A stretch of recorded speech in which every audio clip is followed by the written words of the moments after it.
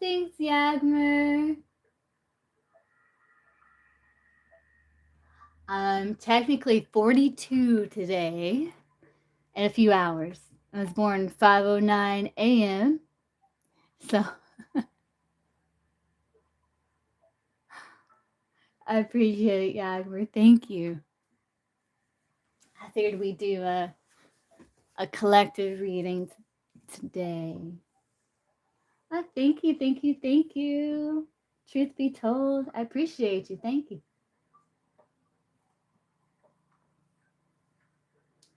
That's right, Yagmer. I feel about 24. Well, sometimes I feel I'm a little achy, but in spirit, I'm a young spirit. I'm young in heart.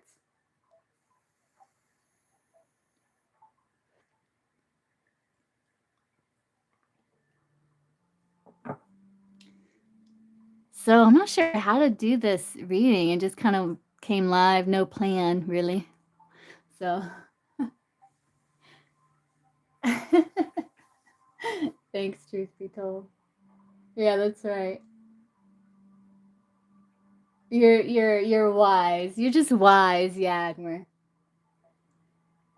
You're a wise soul who has chosen to bless us in your incarnation this lifetime.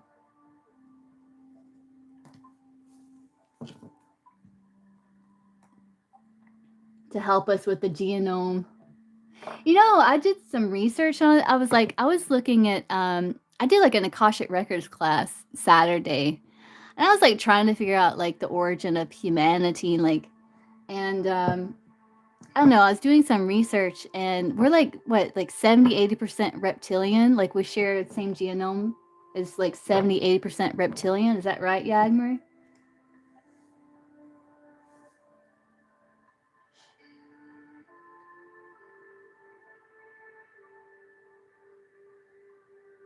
And like we share DNA with Neanderthals, except for the Y chromosome, which is a male chromosome that kind of like disintegrate. Like it's not a part of our DNA. It's like it dissolved or something. Yeah.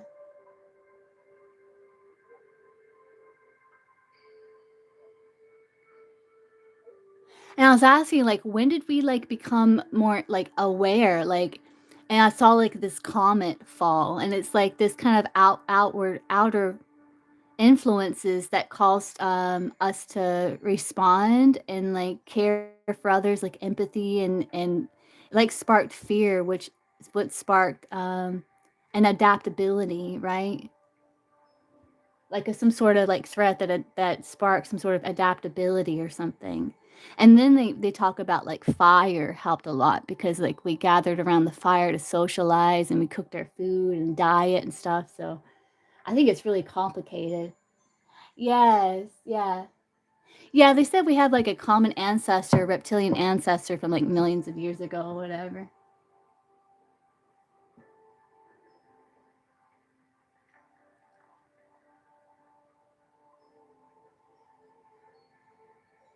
Yes, yeah, yeah, being social, right.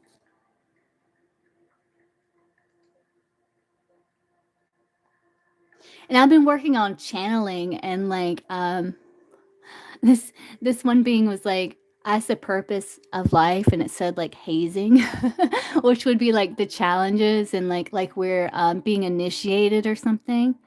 And also the purpose of life is sentience, which is like experiencing feelings and um experiences. So I thought that was interesting.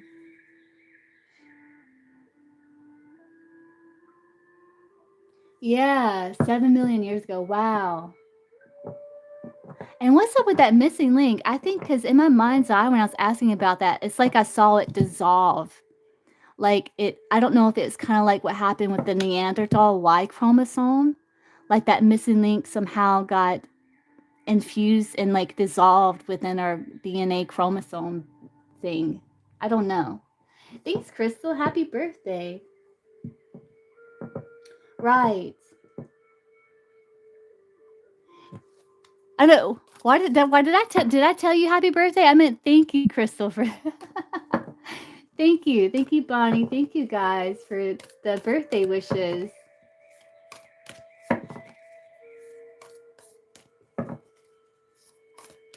You guys are awesome. Thank you.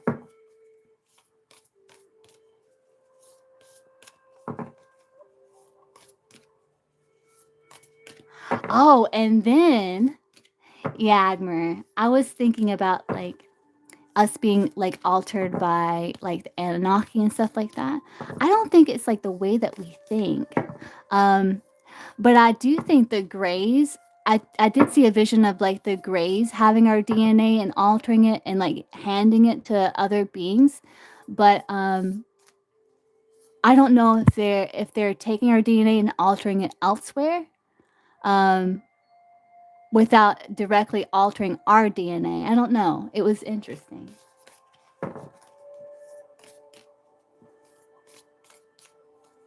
And then I found like the Anunnaki kind of helped like with this like channeling, like the Anunnaki helped kind of like humanity with structure, you know. I don't know. Yeah, yeah.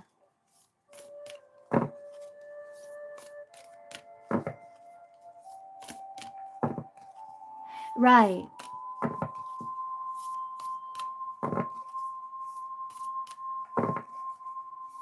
Oh, and speaking of Europe, when I was like working on like I've been working on channeling, right? And I was trying to channel the Anunnaki, and they were talking about how they're going to be back soon to try to prevent some sort of war in Europe. Like it's going to start Paris, like France or something, is like what I was getting. And I was like, wait, what? And then I did some research, and apparently in Europe, they're upping their military game. And, France. And so I don't know. It was interesting. So I think they're trying to prevent Anunnaki may return to try to prevent some sort of war that's going to start in Europe. Isn't that crazy? I don't know very much about politics, so, or what's going on in the world because I never really watched the news. That's right. Yeah, I agree.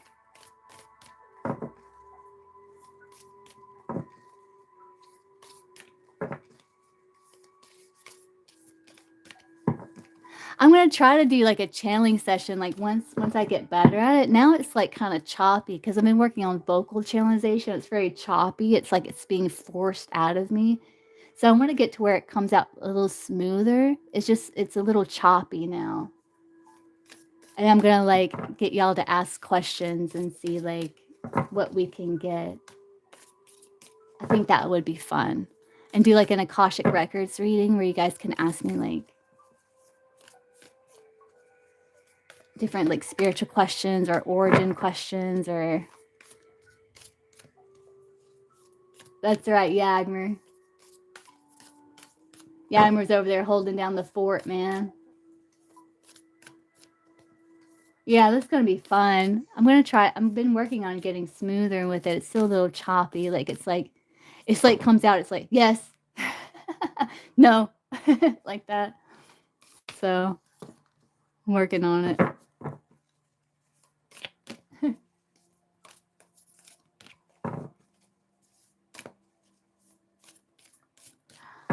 All right, so let's start like with this. I guess we'll pull like an archetype deck and kind of like see. Let's start with this one. So for collective for today.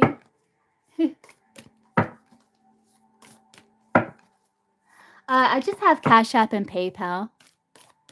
It's in the description box. I don't have Zelle. Maybe I should get Zelle. I don't have Zelle, just Cash App and PayPal.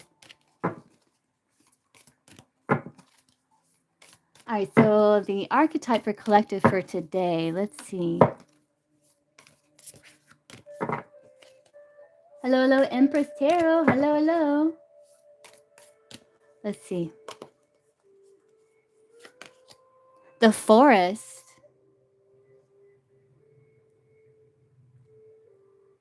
The forest. It's a place.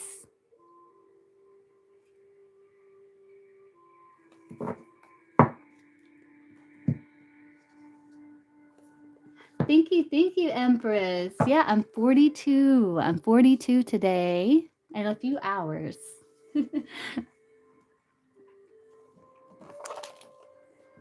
But I've been getting older all year. Just reached some sort of peak today. I appreciate it. So we got the forest. This is the woods, the thicket, the jungle. When light, magic abounds, childlike wonder and adventure. When dark, concealment, density, savagery. Go deeper. The opening three lines of Dante Alighieri's Inferno. I've heard of that. Says if you get out of the forest without feeling lost, you're only in a little groove of trees. The great archetypical forest requires we spend at least one night frightened for our life. Ah, it's just kind of like it reminds me of like those initiations some tribal people take where they send like people like boys that come back as men, like they send them out into the forest to face these fears, and then they come back adults or as men or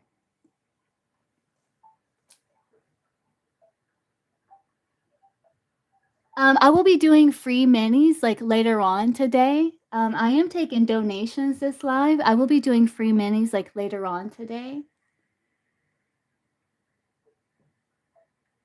but just not this live. Um, let's see, the hunter, the maiden, the crone, and the shaman. Yeah, make regular appearances in the forest. Yes. Don't be surprised if these cards come up together. Let the narrative reveal itself. What's the next card? Agape. That's like love. So that's a agape. And the shapeshifter, that reminds me of like shamanic. Oh, let's see. Says consider for a moment your earliest memory of the forest. I remember when I was a child growing up, we had like this pasture across the street for us. And we would always get in trouble going to it. We'd always try to get back before my mom got home, but we never really could make it back because we'd get off the bus and we'd go out to this pasture. And I would play in the forest, and it would spark like this imagination. Like I would really connect to nature. It was fun times. Um, It's likely included all the mythic dynamics of this archetypical space. A little fear, a little enchantment, perhaps losing your way, perhaps discovering a secret mystical treasure. Yeah, I remember finding this spot. It reminded me of like the Garden of Eden. It was like this little stream because there was like a creek and like the foliage was like kind of hanging over it, and it was just beautiful. It requires first that you enter it and then that you get lost within it. Thank you, sunshine. Thank you, guys. You may think there is a path that leads you straight through, but soon enough you'll be on what is known as the pathless path. There are tricksters here, dense foliage and entanglement. But equally present are the glimmers of fairy light and friends among the trees. You're an adventurer now, and there's no turning back. So embrace the dim light and the moving shadows, whether literal or imaginal. Brave the forest and get lost getting found. Yes, that's like entering into the unknown, the pathless path. That reminds me of the star card in the tarot. Because the star card, there's no path leading out like the other cards. It's kind of like, it's not a card of action. It's more like a card of being, of entering into like an inner focus. Um, and it's after the star, I think, is the moon. So it's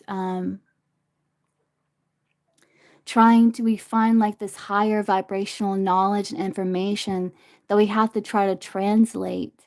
And some of it gets lost as we enter into the moon, but it does come to light through the sun. You ever had those spiritual experiences like there's no words. It's like you enter into that spiritual place where there's no words. It's something you just have to experience and feel. It's like beyond the mind. And then it's, yeah. You guys ever had those experiences? Thank you, Gypsy.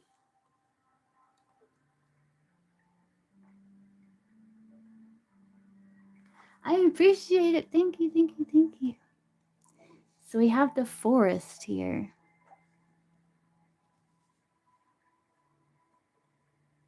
Get lost getting found.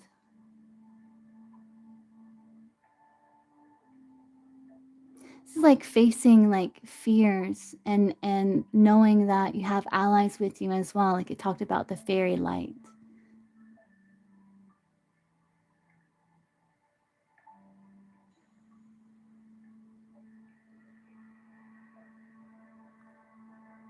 It's kind of like entering to like this portal, you know? Interesting card. Okay, so let's pull let's pull a crystal too, and then we're gonna pull spirit animal. Should we pull the crystal for it first or the spirit animal? Let's try the spirit animal first, right? Okay, let's see. So what spirit animal is here with collective in the forest?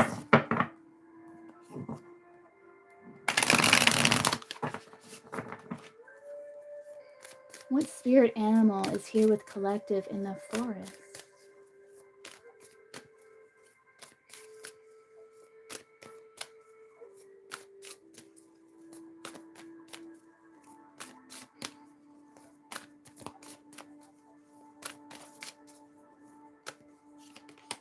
The frog. How cute.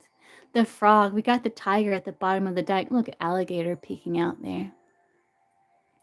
The frog is with us in the forest. It's like a little tree frog. Look at its eyes. It has like the star in its eye. We were talking about the star. I think it's about finding like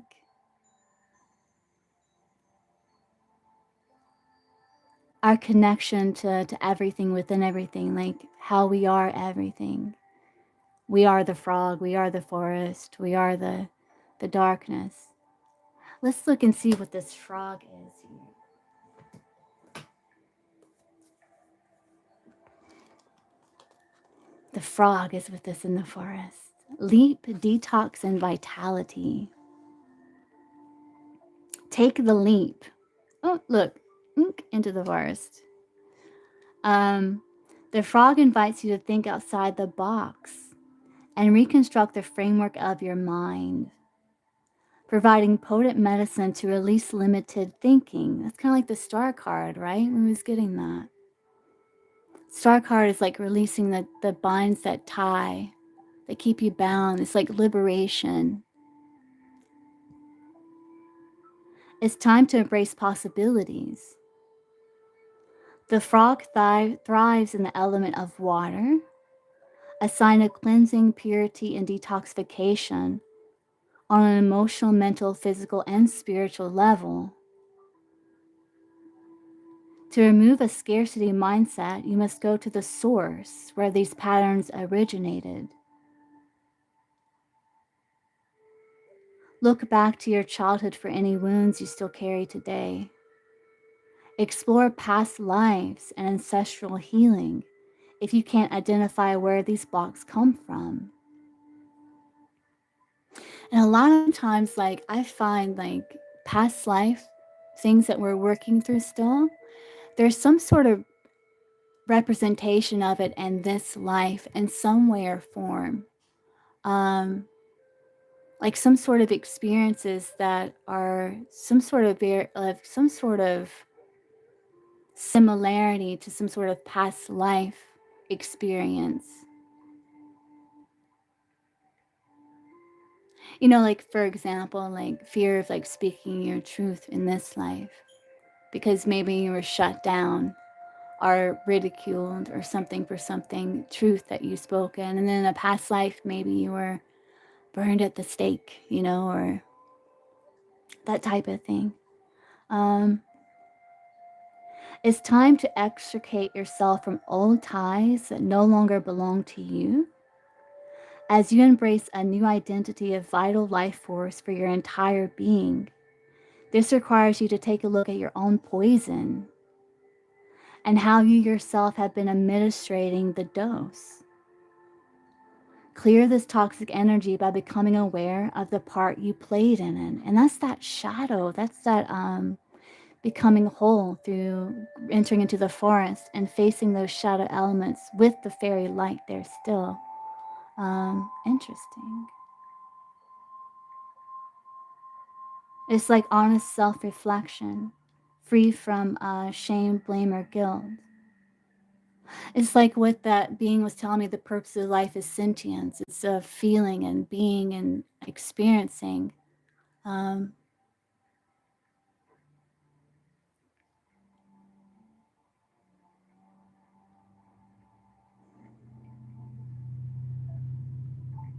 and I'd asked like why there is this duality, and I was shown this image of a mirror. It's like a way to reflect, to see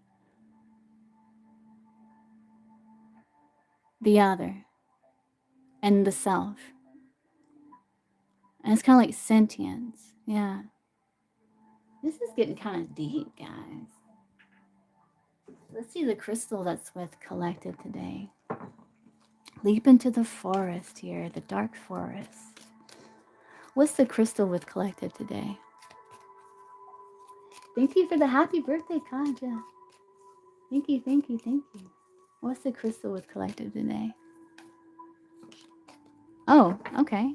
Look how it kind of matches. It kind of chose itself. You see how it fell out like that? What is this? I think this is a fluorite, if I'm not mistaken. Is it? It is. It's a fluorite. Matches. Let's see. Organization, clear, and priorities. Structure can provide freedom. And fluorite helps organize your life from top to bottom, heightening focus and releasing unnecessary stress. Fluorite assists with bringing clarity into your life, lifting your mental capabilities for crystal clear intuition and empowered decision making. By taking your discernment up a notch, fluorite protects against bad influences and psychic manipulation. Fluorite both grounds and lifts your energy, connecting your body to the earth and to higher spiritual awareness. At the same time, prioritize balance. Capricorn, Pisces, Mercury.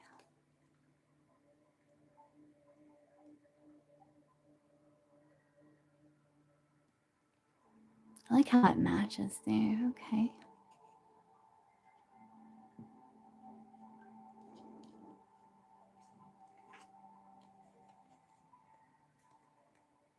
Look, it's like a crystal right there, too. That's wild, isn't it?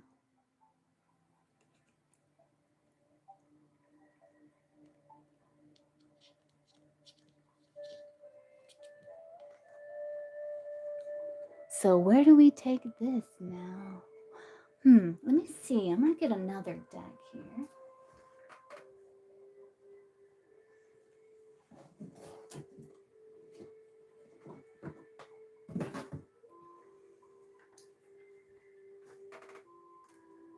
So I got two more. We're going to get angel number, and then thank you for the birthday wishes. Get an angel number here. So show me angel number for collective for today. Hello, hello, hello. Show me angel number for collective for today.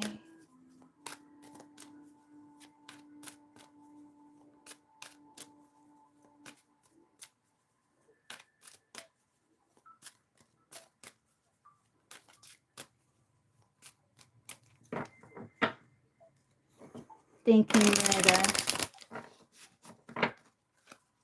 Thank you, Arts. Okay, let's see. Angel number for collective for today. Oh, look, 2323. Endless cycles. charisma, communication, society, movement, journey into the forest, right? Repetitive patterns and transformation. Like, yeah, like the frog was talking about figuring out like how you may be poisoning yourself in some way and like transforming it. And the fluoride is like helping to ground and elevate your discernment here. It says you may find yourself repeatedly resisting certain truths, leading to feelings of exhaustion and limitation. Ah, yeah, yeah.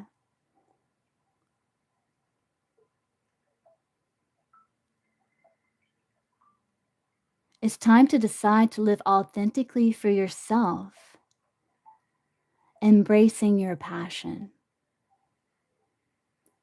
By making this change, the world around you will begin to follow suit, breaking the cycle and fostering transformation.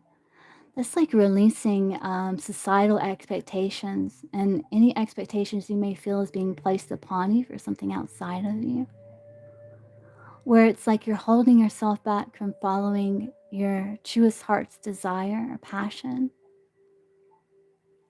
It's like because you're settling for like some sort of complacency or comfortability, but that's exhausting because the fire within your heart burns for a passion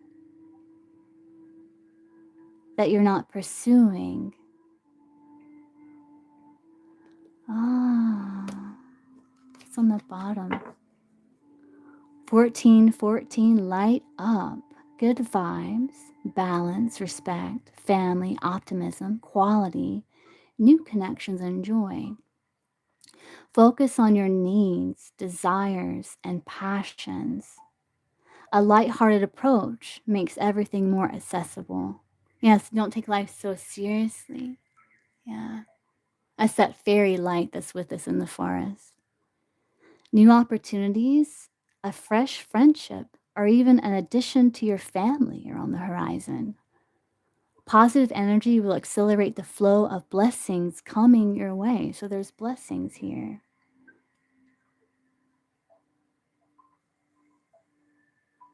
So this is like self-reflection so we can elevate our passions and get our energy levels back by facing certain truths here.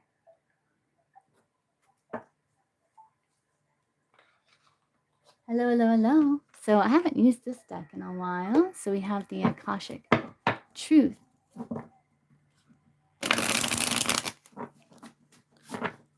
So what else for collective for today here?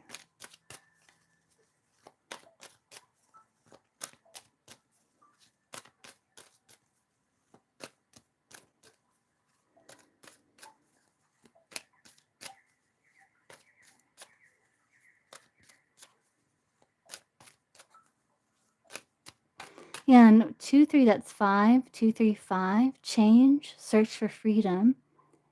5 and 5 is 10.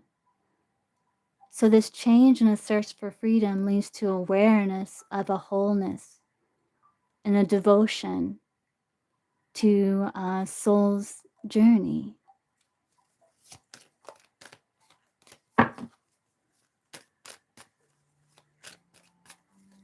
That's for collective here.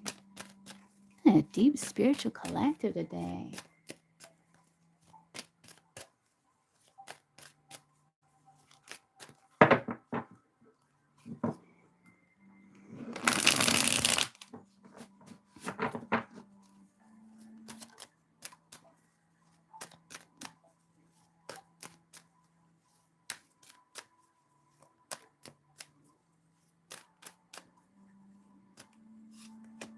Gratitude.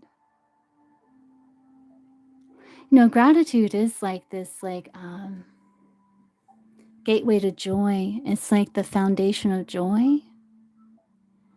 And I think a lot of times we hear, like, have more gratitude, practice gratitude so much. It's kind of like someone saying, eat your vegetables,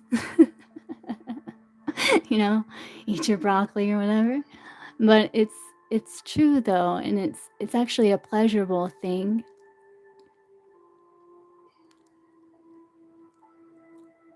because it brings like this sense of like peace and joy and a wholeness instead of scarcity. And did that card talk about scarcity mindset? Like lack? It does, doesn't it? When someone says, you practice gratitude, it's like, oh, eat your broccoli, you know? It's like, but it's also like one of those experiences, like, I don't know if you know that, like, with children, sometimes it takes them forever to get into the bathtub, to convince them to get into the bath, and once they in there, it takes forever to get them out, you know, because 'Cause they're like, "Oh, this is great, this is fun." It's kinda like that too, you know? Yeah. Thank you, Gito. Thank you, thank you, thank you. But says there's always something to be grateful for, even in the darkest of situations, like entering into this forest. Now is the time to recognize what is going well in your life and what you are thankful for. Look, there's that fairy. That's that fairy light. The fairy's like, you know, helping us in the forest, providing us this light with this gratitude here.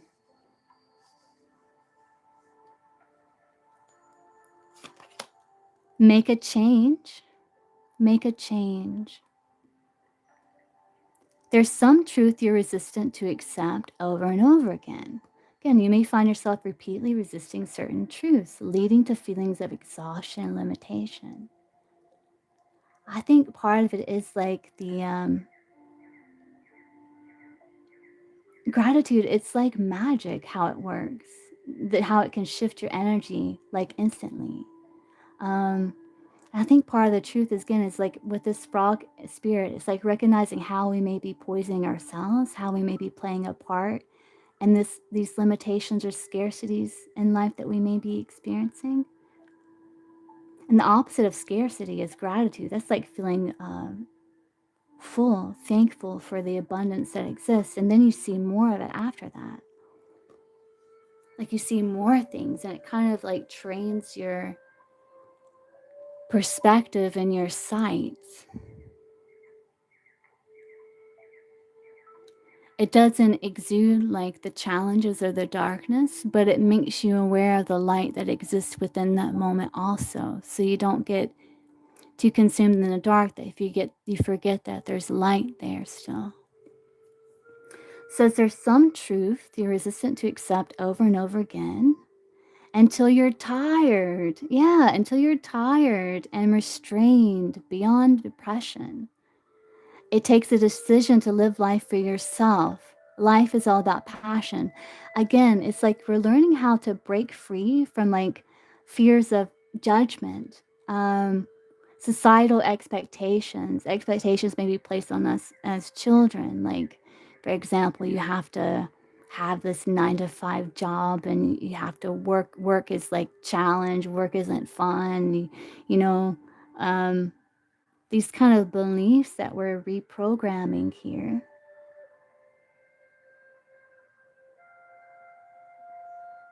And like to avoid people pleasing, where we have like boundaries and we're able to liberate ourselves into this free spirit that our soul is.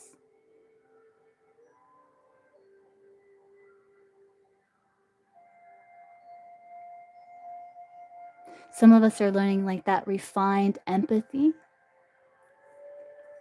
Says then you make a change and the world around you follows. Again, this says the world around you will begin to follow suit, breaking the cycle and fostering transformation. Because the inner world is a reflection of the outer. It does take a little while for it to catch up. But a lot of it has to do with like once we get our inner world cleansed and more in alignment with our passions, our authentic nature, the more we make choices that align our environment to match that, and including like what we allow within our field.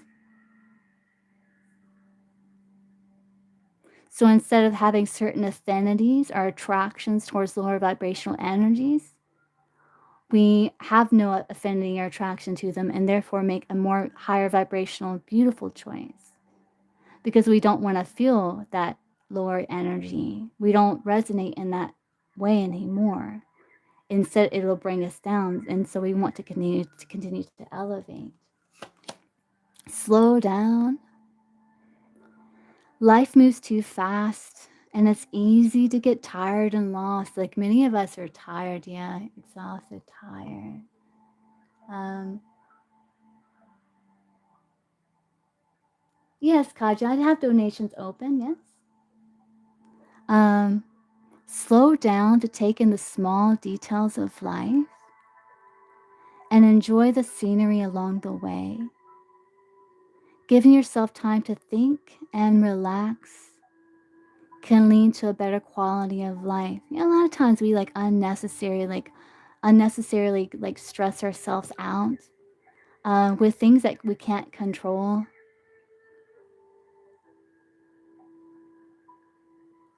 And in that way, this anxiety makes it feel like life goes by so quickly because we lose the present moment. Because anxiety is like fear of the future, right?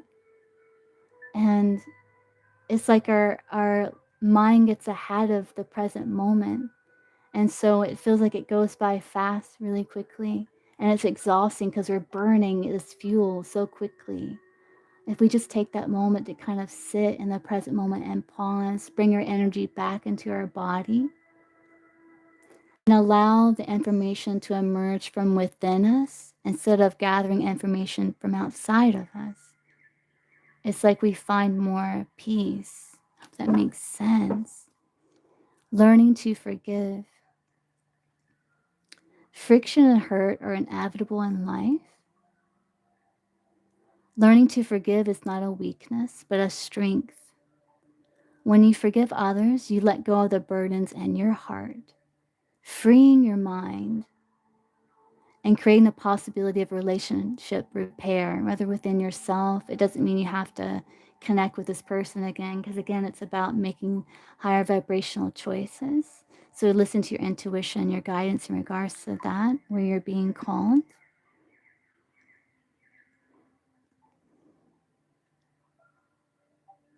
What's behind that? The eagle, encouragement.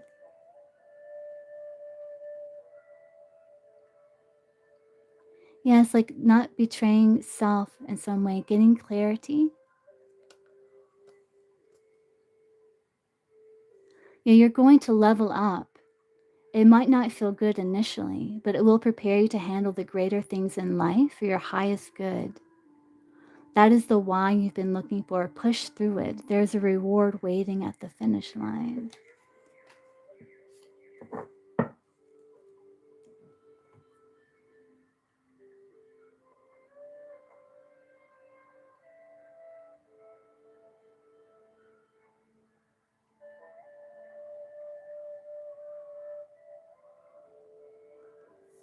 Let me see what other cards I haven't used in a while. Oh, let's do like Wisdom of the Oracle.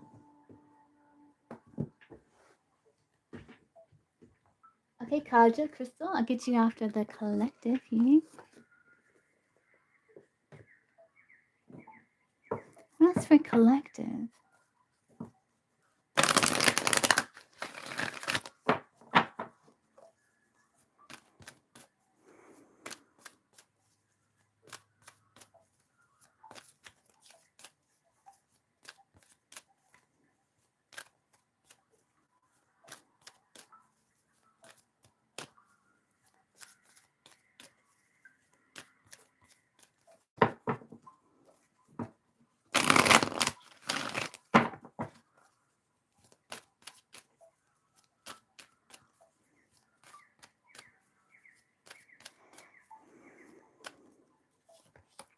Not for you. Yeah, that's that round and round, never ending story. Yeah, it's like healing that wounded part of you, soothing that wounded part of you, so that you can co-create and see things from this like higher perspective. So it's like going back to where this past life or situation in the past that has caused some sort of restriction in your life.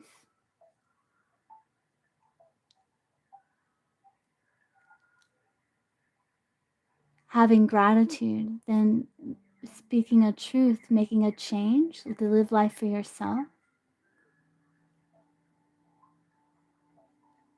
And then give yourself time to think and relax so it can lead to a better quality of life. So we have this not for you. This is interesting.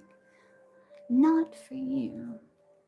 And you see the chess game. That's like egoic battles, right? Egoic battles. This fortune cookie, it says nope. In the middle. So it's like stepping back from the fray of like egoic battles. So again, it goes back to that star card where there's certain experiences that you just experience and live in that's beyond the mind that you can't describe. Like there's no words because it's just an experience of being. It's beyond the mind.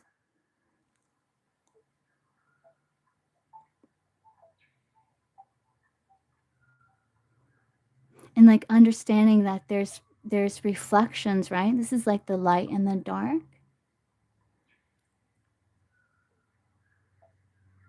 And what is the purpose of these egoic battles, you know? What is gained from it, really, truly? And how much energy has been placed in that and doing that could have been utilized with following the fire, the passion that lies within your heart? Let's see what this says. It says, a clear knowing that something is being denied you. Rejection is God's protection. It says there are times when it appears that no matter how deeply you desire something, no matter how hard you work at something, the result you seek always seems to elude you. It's as if you don't really get to be in the game and you feel like you're just watching from the sidelines. The appearance of this card indicates that you're not going to attain what you want right now, that indeed your dreams for that exact thing will not be fulfilled. This is a time to radically accept that not everything is available to you when you want it. Take heart, for there are benevolent forces, fairy light, who desire the best for you and have a much clearer idea of what is for your highest good. Rejection is God's protection. Something much better that will make you truly happy is on its way. Trust this. Some they say when you're asking for something, ask for this or better. Because sometimes we don't see the path as clearly as our higher self or as clearly as our ancestors or spirit guides. So sometimes we want things like, you know, that song by Garth Brooks, I thank God for unanswered prayers, you know, because there's like some things like we think we want and we think we desire, but we don't see like the path that we're on. And that's where this forest talks about get lost, getting found.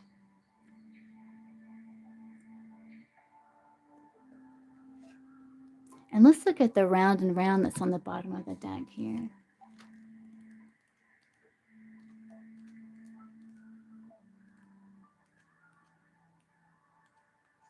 And sometimes, you know, we do like try for things, but it's like we're holding on to a rock in a river, and we're resisting like moving forward because we don't want to move beyond what it is that we're trying to grab onto, and that leads to exhaustion because you're fighting the flow, you're fighting the current. Let's see this round and round. The spiral quality of events when a lesson isn't quite integrated. Cycles you are challenged to break. And we do see that. We are breaking cycles today and fostering transformation. Revisiting a pattern from a new perspective. Yeah, that's that frog energy. So,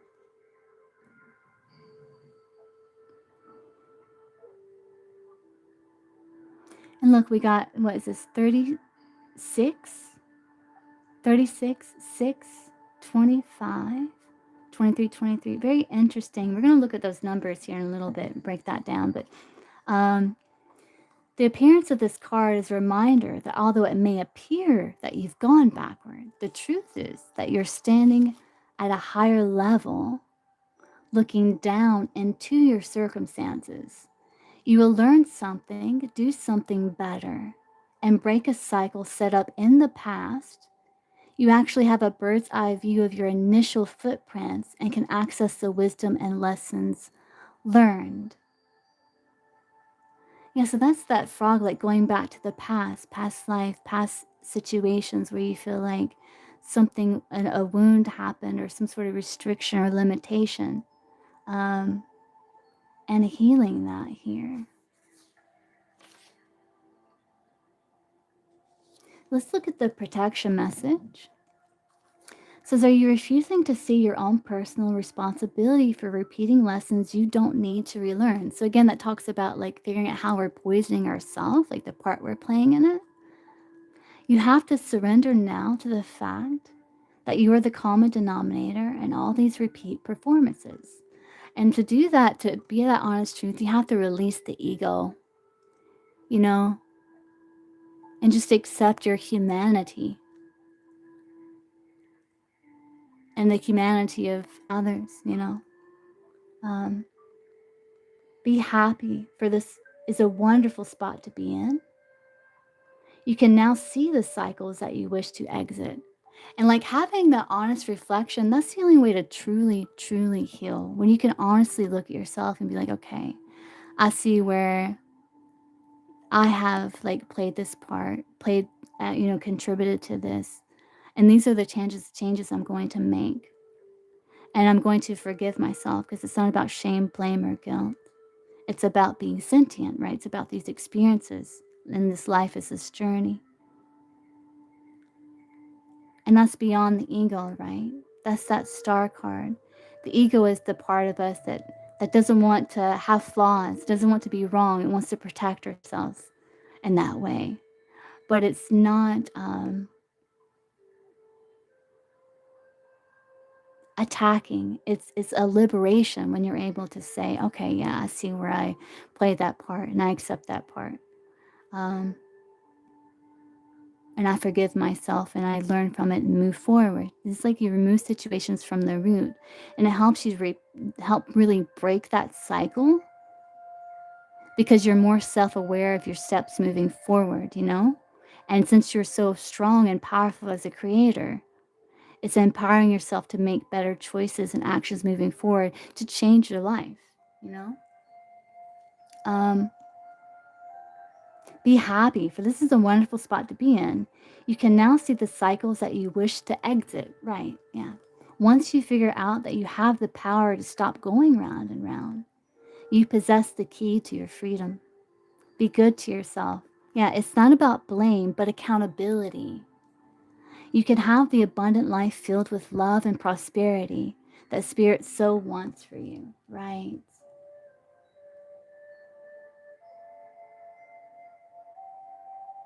And when you're able to do that, you're really able to co-create with Source, you know?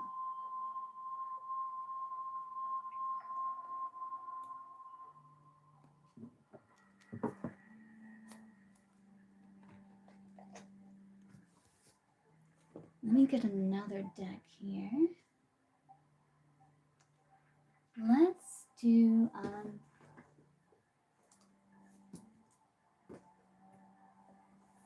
the Intuitive Life Coaching Oracle, and then let's, well, I might do a couple more guidance from these decks here, and then I'll close it out.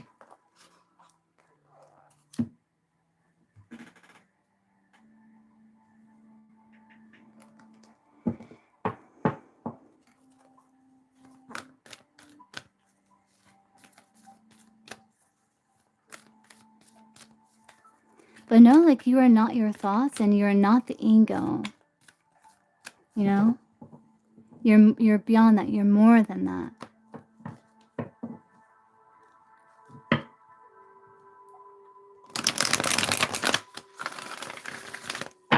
Let's see. Intuitive Life Coaching Oracle for Collective for today. It's a lot of the deep work for Collective today here. And a lot is courage from Collective.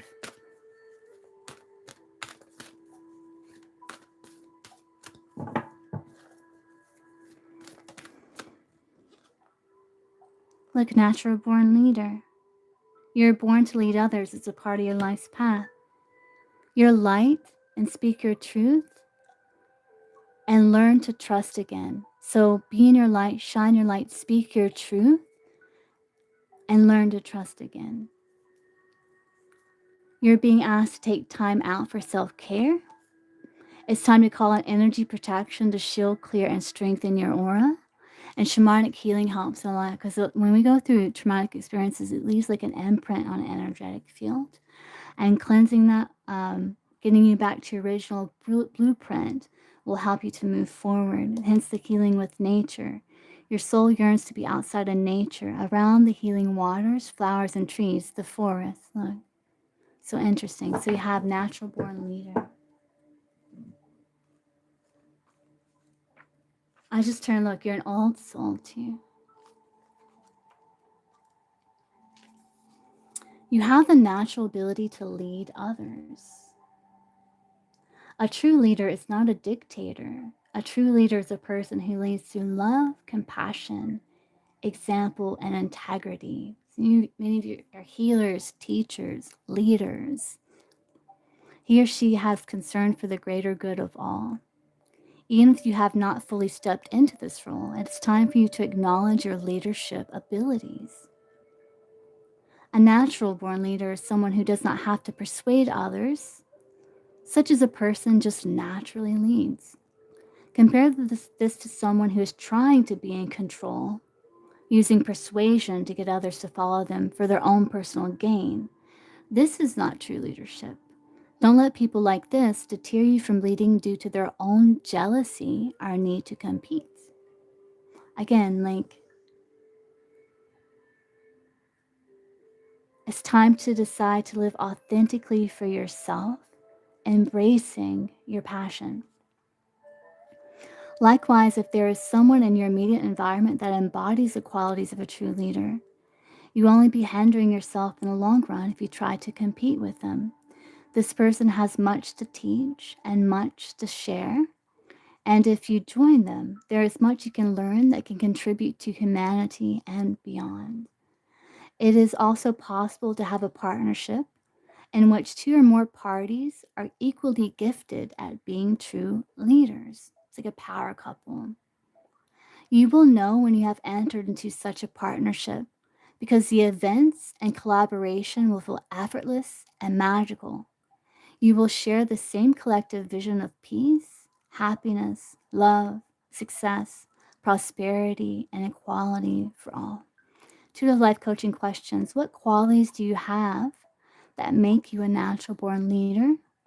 Do you feel worthy of leading others? If not, why is this?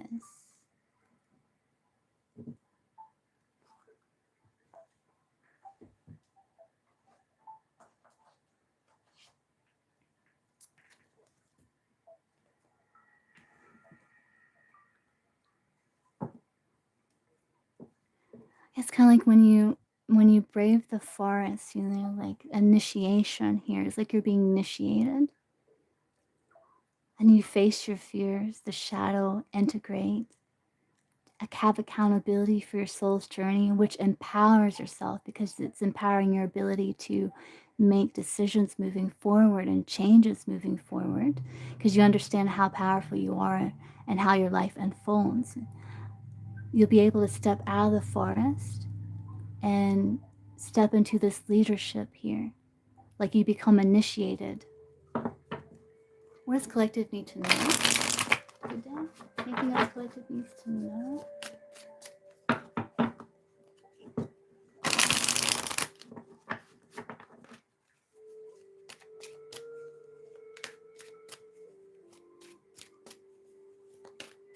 Look, 1-1, the ability, the power to manifest.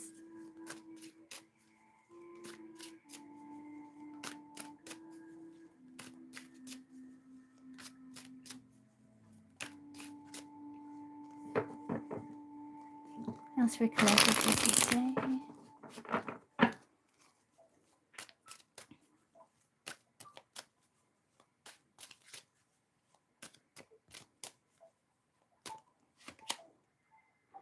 Yeah, Yeah, inevitable endings.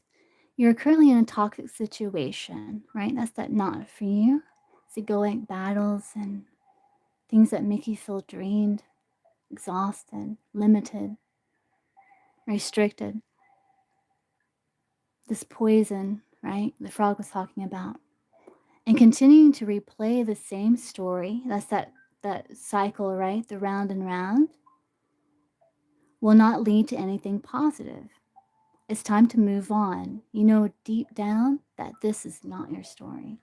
You know, your story is that of fiery passion that lies within the heart. Cosmic influence, karmic debt, divine plan. You cannot change outer astrological forces, but you have the power to transform by delving deep into your divine essence and uncover the inner strengths needed to transcend all karmic realities.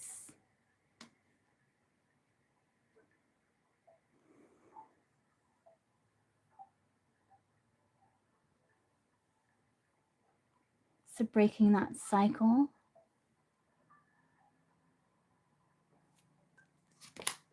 Reunion, gatherings, reconciliation, meet. One or more people from your past are entering your life. Some of you, it can be like this partner in leadership. Some of you, it can be like this person that's assisting you for some here. It's going to be different for each of you here, but these are souls, could be more than one person, with whom you're coming back to aid in learning, spark a necessary change, make a change, and are partake in deep moments of joy, right? Because the purpose of life is sentience. Yeah. Community, yeah. Now is the perfect moment to establish new connections and communicate your intentions. Remember, it's like speak your truth, live in your truth, be authentic, speak your truth, and learn to trust again. Remember? And communicate your intentions, whether they are personal or professional. Your guides will help orchestrate meaningful encounters. And quit waiting for someone to return or for things to unfold precisely as you desire. You have to show up to your new life, your new world, and your new way of doing things. And overanalyzing situations won't bring you closer to the answers you seek. Remember to slow down, right? Instead, it hinders your ability to notice new opportunities that emerge along the way. Loosen your grip you have on that outcome. Let's get this music playing again.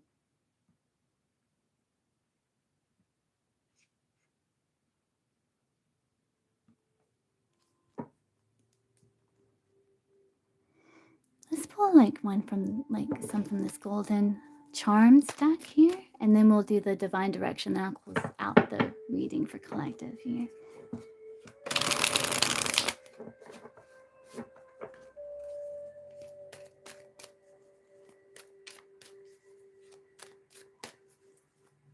That's for collective for today.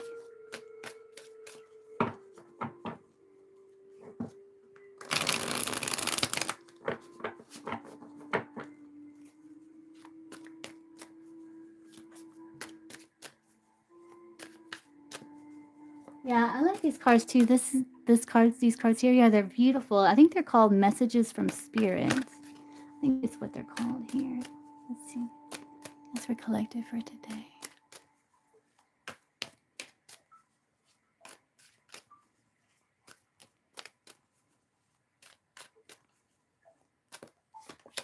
Gift. Receiving a gift, something unexpected, exploring your gift, being rewarded. Gift, gratitude, gift here. Yeah, I think there's like good luck because there's this wish being granted because you're learning how to take the steering wheel here and empower yourself as you're manifesting. Good fortune, luck is on your side, prosperous relationships, and you're learning how to protect yourself and ground as you're working on your legacy And you're healing like ancestral patterns and things like that too. Angel, divinely protected. It's a little fairy. Connect with your angels. You are not alone. Divine intervention. Lightning, sudden events, unpredictable swiftness, shocking events. Yeah, there's the ripple effect, making an impact, spreading effect. Yeah, it's like you're understanding like the impact that you have, the power that you have to cause ripples in your life. And to calm and to learn how to calm the stillness of the water within your being, your emotions. And listen to your intuition, inner knowing. And then expressing yourself, being more assertive, communicate, wanting to be heard. Yeah. You talking to somebody? Yeah. Yeah, because you're finding what's been draining your energy here. And you're learning boundaries with the rose. And you're understanding the duality of life, right? The rose with the thorns, the beauty, the delicacy, the softness, the pleasure of the rose with the thorns here. So there's like an integration, a wholeness, yeah, a wholeness there.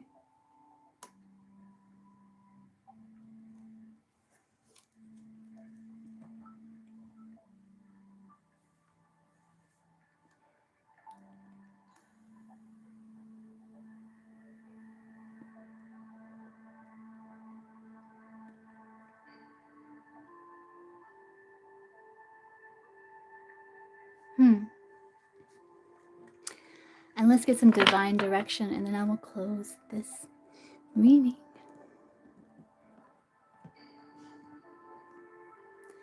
Divine direction for collective for today.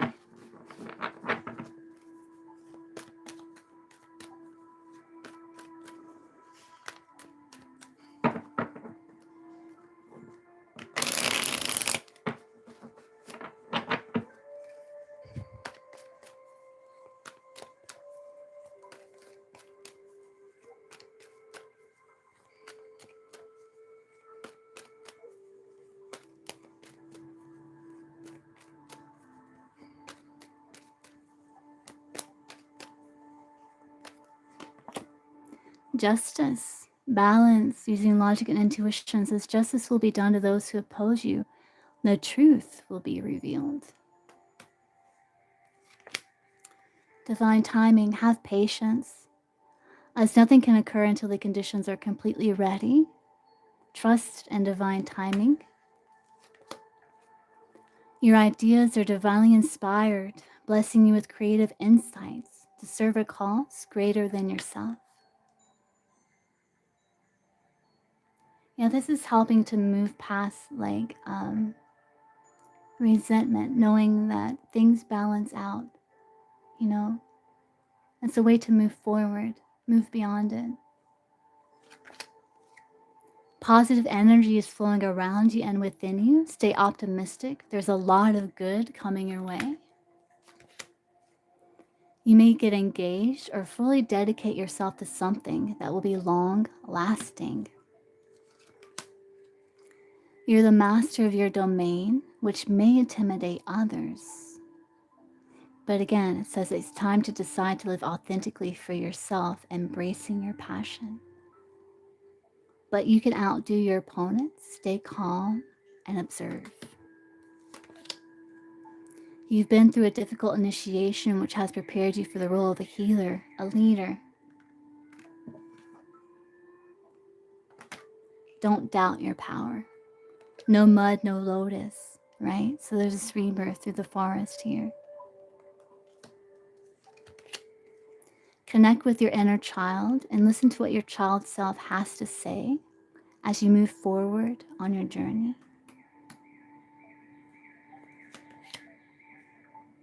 And illuminate. People are drawn to your radiant energy and who you are. The spotlight is shining your way as you reach the top.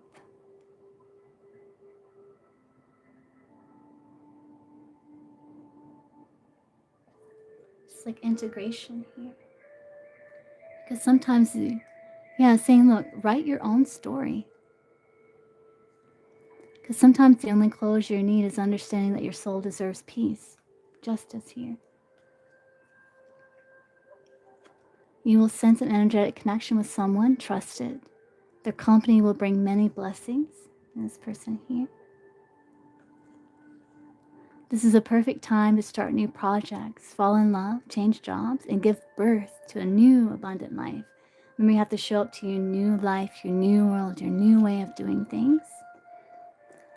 As you're adapting and adjusting to this, it says it's in order to navigate this complexity, you must loosen your grip and be adaptable. So no overthinking. It's like slow down, pay attention to details, take in the moment, be present, gain new perspectives. Because your home, your world, your body, your being is your home. This could be literal too with the home. It says your home tells your story. It's the foundation of your life. Bless your home to bring more peace, love, and light.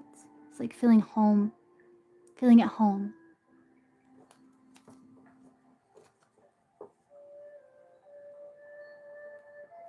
Because it's like you decided to live authentically for yourself, embracing your passions.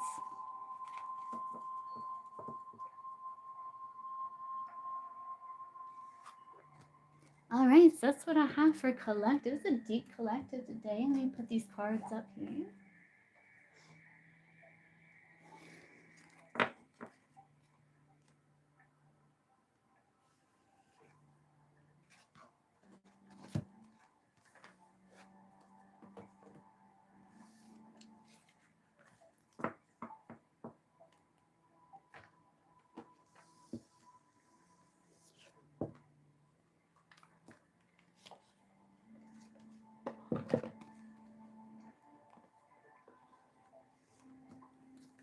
Enter into the forest, guided by the fairy lights, to shed the ties that bind and find your fire.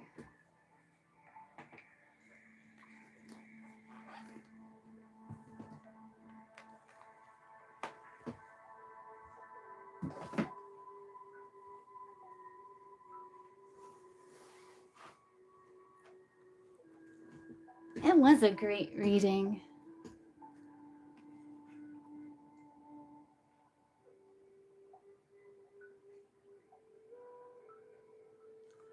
Okay, so to donation here. Are you here, Kaj? You still here? Okay. So what's your question, Kaja?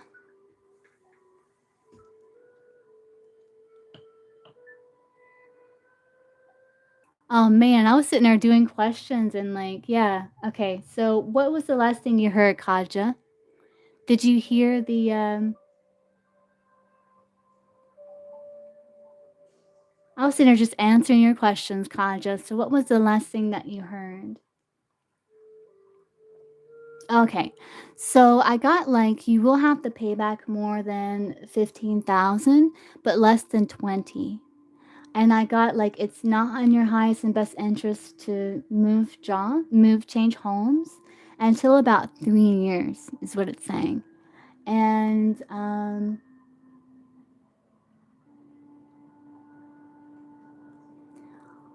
this victory that Kaja is referring to in her life, will she have this victory within 3 months?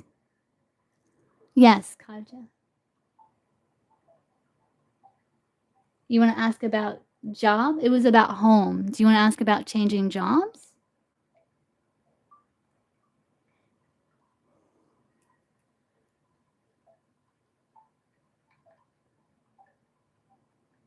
About the move? Okay, 3 years from now, what would be the month that's in Kaja's highest and best interest to change homes?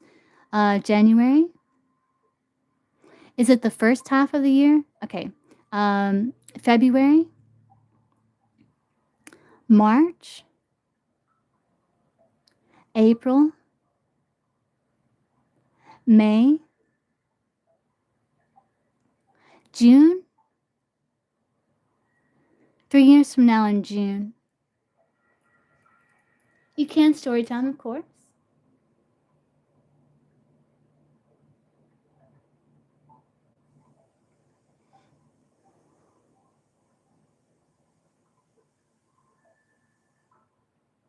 Oh, which month will Kaja have this victory that she's referring to? Is it going to be August? September? September, Kaja.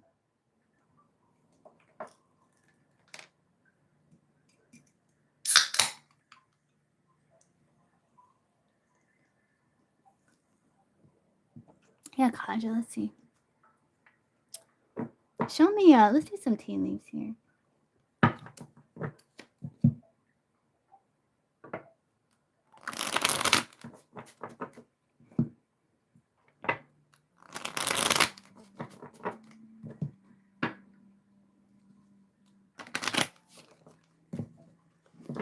Okay, so for Kaja, show me the present situation that we are going to look at in terms of the evolution of it in the near future. 3 cards.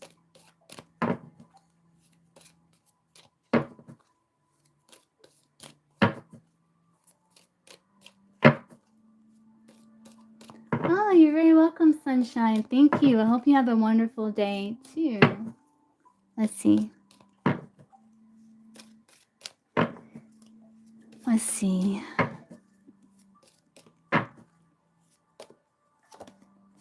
Dealings and relationships with a woman, that could be you, a goal that you have, and like some stubborn energy in regards to approaching it, because it looks like you're in need of help or assistance, guidance, because you could be dealing with a situation that you feel like it's hard to read, or you can't trust, or says one thing, does another, and it requires careful handling, and you need help, in need of help, assistance, or guidance. So that's what we're talking about here.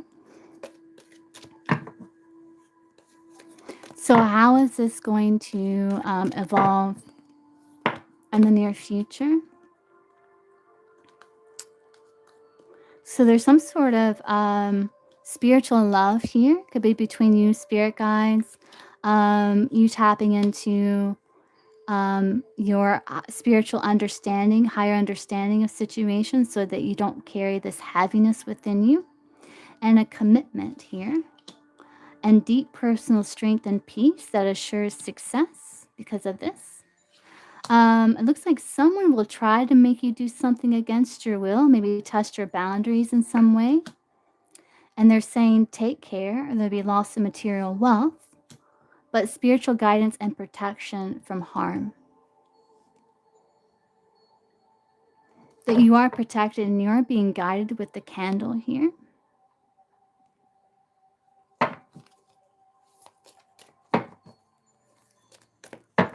So show me more about how this situation is going to evolve. And there's stubborn, aggressive person, right? But there's happiness. Though temptation will test you, because you feel like something's working against you here. I feel like you're trying to find some sort of comfortability in an uncomfortable situation. And I feel like you're finding you're going to be guided and you're protected from harm as you're in the valley, embracing this deep personal strength and peace that will assure success. There's going to be temptation that may test you when it comes to someone testing your boundaries. They may involve your finances in some way. But with this deep personal strength and peace, it will assure your success as you stay on target and listen to your spiritual guidance.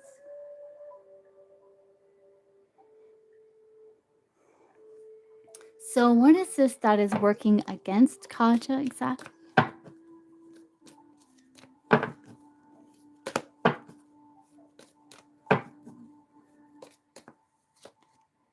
A sincere wish will be granted. Use your intuition to make beneficial changes. Discord among friends or family.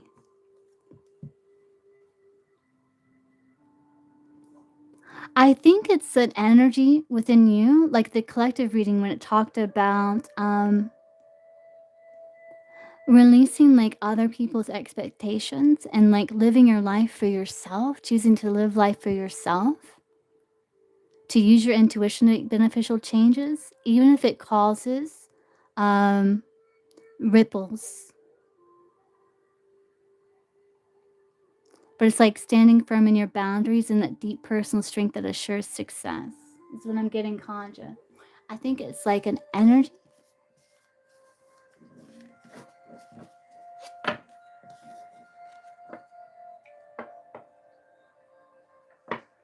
But see, like, I think what the cards are saying is like the only way like something working against you will be successful is if you allow it and don't recognize your own power in the situation. You know what I mean? Like that's the only way that there's a chance for that to work is if you don't recognize your own empowerment in situation and you allow yourself to be confined in the mind with victim mentality. That's the only way that works. Because like your mind is the only thing you truly own, Kaja. So guard it with love. It means protect it. Let it be free and liberated. Yes. Yes, Kaja. Your mind is the only thing you truly own. Guard it with love. Be the leader, the gardener of your mind and your thoughts. What seeds you plant, what you allow to grow. Yeah. That's good, Kaja. I gotcha. You're going to do good. You're doing good, Kaja.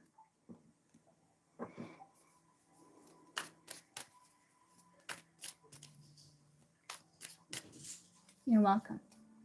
Okay, Crystal, are you still here?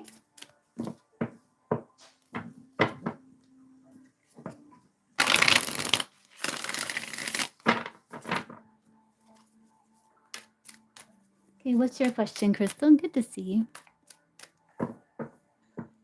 Thanks for the birthday wishes, guys. You guys are awesome.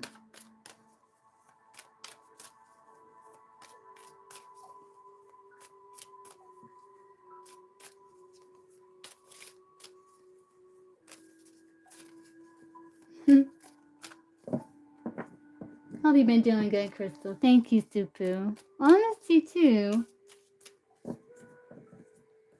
Yeah, I was like doing a lot of resting and took an Akashic Records class Saturday, and I've been working on trying to get better with like channeling and stuff. So I was just kind of resting for the past 2 days.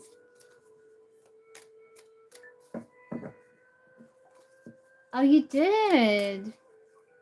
Okay. Well, we might still be able to look at him, Crystal. But yeah, what's your question?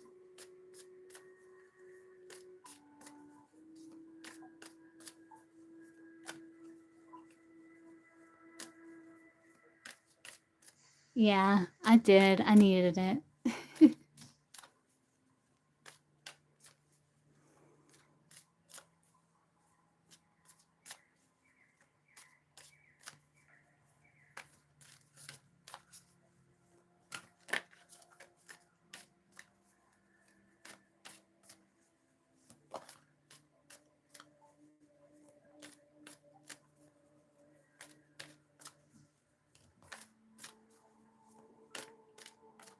Don't stop, believe it. Hold on to that feeling. Street lights, people. I'm telling you, Chris, I knew he would. I know. I just wouldn't communicate with him at all, Chris. I would block him again because it's just it's affecting your quality of life, you know? We'll see. What is Corey's thoughts in regards to Kristen at this time?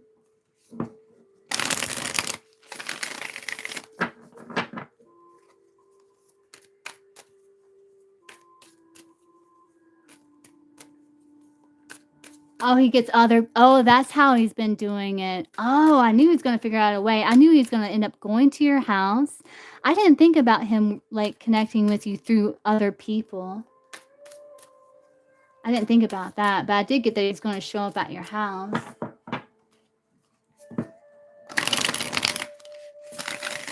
Hello, Crystal. Let's see. What is Corey's thoughts in regards to Crystal?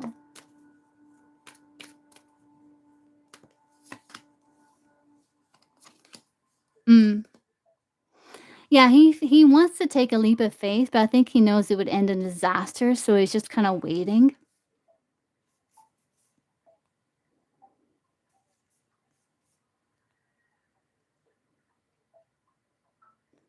But it's like he knows it's karma, you know? But I think he feels like he can return in time if he like gives it time. He thinks he thinks that he can wear you down again, Crystal, is what he's thinking. And he's like, "I'll just wait. Now's not the right time because it will just end in disaster. I'm going to wait." Hanged man. Yeah.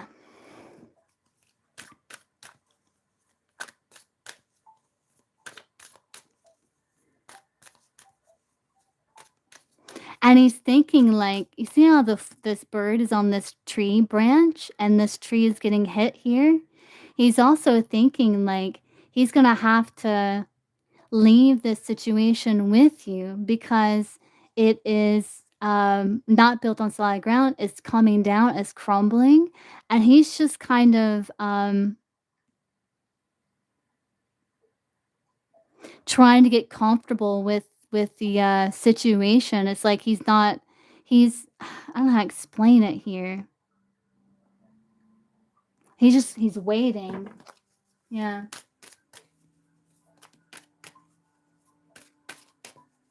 I know, Crystal. Yeah, and it's not fair to you. That's what I'm saying. Like he doesn't have like emotional maturity or like emotional awareness or something. It's like he's selfish. Yeah, very selfish.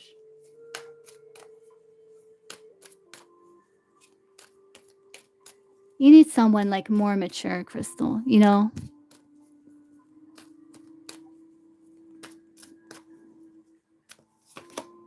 But yeah, he wants passion with you and he wants passion with you. With that Ace of Wands, he wants passion with you again. Um,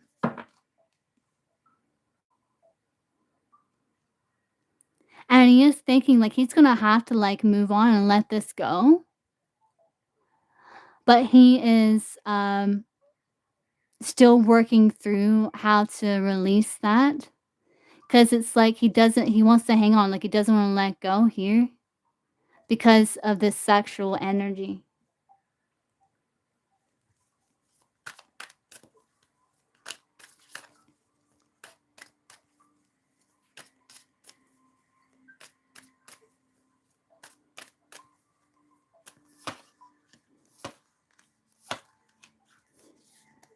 He's thinking like he's gonna be able to come in and out of your life, and he does that long enough, you 2 will start build up a friendship and then put the past behind and restore the situation. That's what he's thinking. He's thinking if he's patient, things will heal, and he can be able to woo you with his words. That's what he's thinking.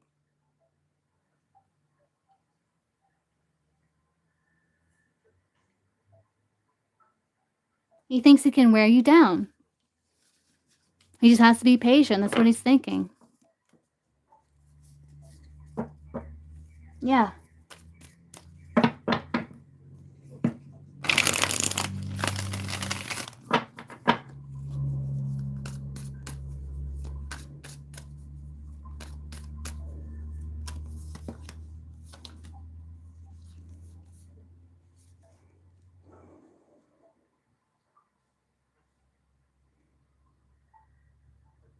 And he knows that you're in the right here, Crystal. He knows you're in the right. I don't know if he would ever admit it, even to himself, but it's like he knows.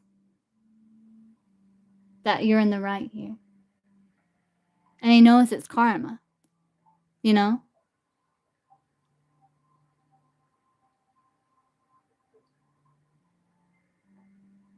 So let's look at Philip while we're here, Crystal. I don't mind. You want to look at Philip? I got the energy. I know, Crystal. I know. Hi, Snowy.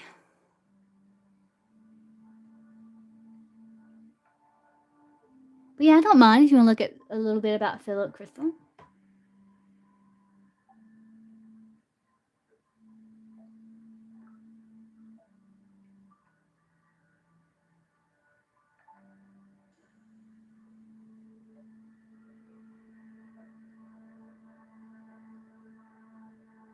But yeah, that's why he keeps coming back, Crystal. Is he thinks he can wear you down like he did before.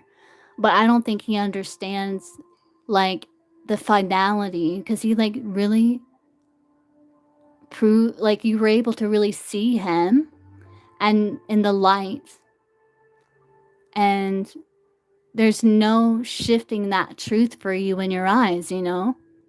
And there's no more persuading you or manipulating you or these false promises and all that stuff. It's like you're not going to be falling for it, you know?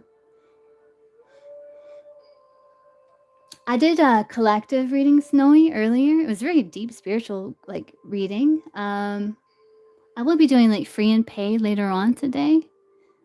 But I am accepting donation readings this live.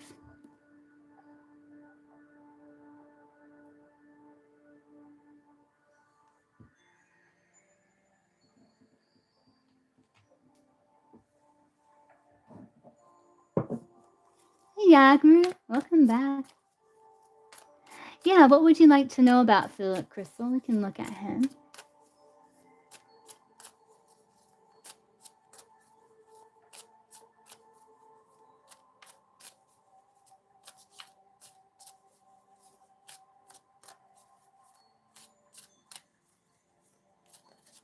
Okay, let's see. So what is Philip's intentions with... Let's see first if there's, like, any long-term potential. Like, is there long-term potential between Crystal and this person, Philip, here? Is there long-term potential between them?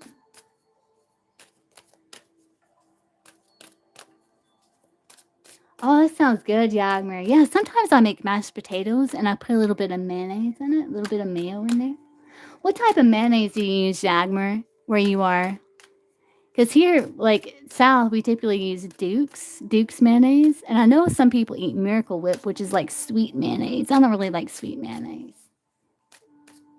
What type of mayonnaise do you use, Yagmer? It's not sweet, is it? I don't see you liking sweet mayonnaise. Could be wrong, though, but I don't see you eating sweet mayonnaise. Hellman's mayo. Is that sweet or no? You like Miracle Whip, Crystal? I like Duke's. I don't like sweet mayonnaise.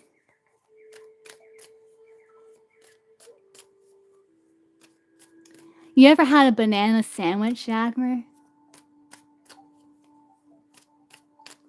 Oh, that's what you're talking about. I was just talking about sandwich. What's a drilled sandwich? Yeah, I like Duke's. You ever had a banana sandwich? Banana sandwiches are really, really good. I haven't had a banana sandwich in a long time, but it's like bread, and you put Duke's mayonnaise, and you cut up a banana. It's really good. I never tried Hellman's.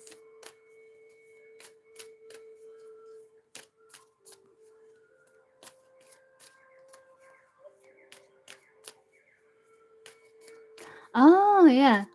Yeah, if you eat banana sandwiches around here, there's also something else people do, Yagmer, which I don't think I've ever really tried, but people will get, like, and this is something old school people were doing, like, a long time ago.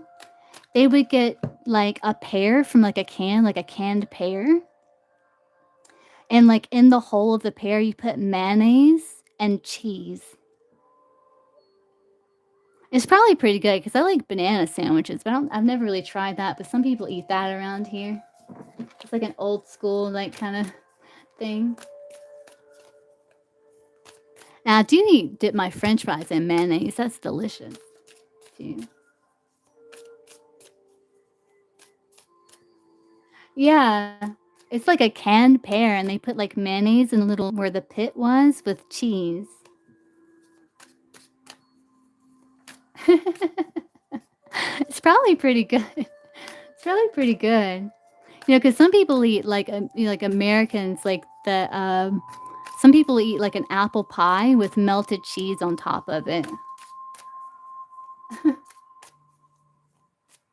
Chris is like, I'll pass. It's probably pretty good.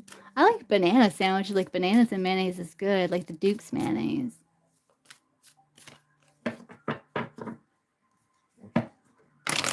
So what is was there long-term potential between Crystal and Philip?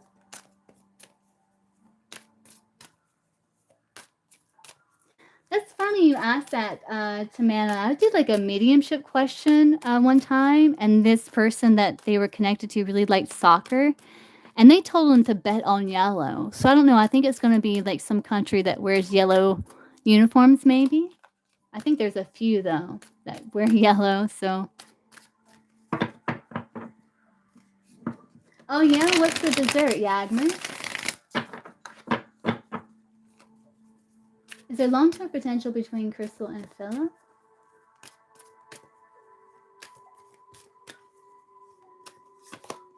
Herman, I see a lot of solitude. There's a crush here, but I think you're a bit wanting kind of like more to yourself, Crystals, what it looks like. And you're just kind of like, there's some things I can't control, so I'm just kind of going with the flow here. What's Philip's intentions with Crystal? Well, let's clarify the Hermit. Clarify the Hermit.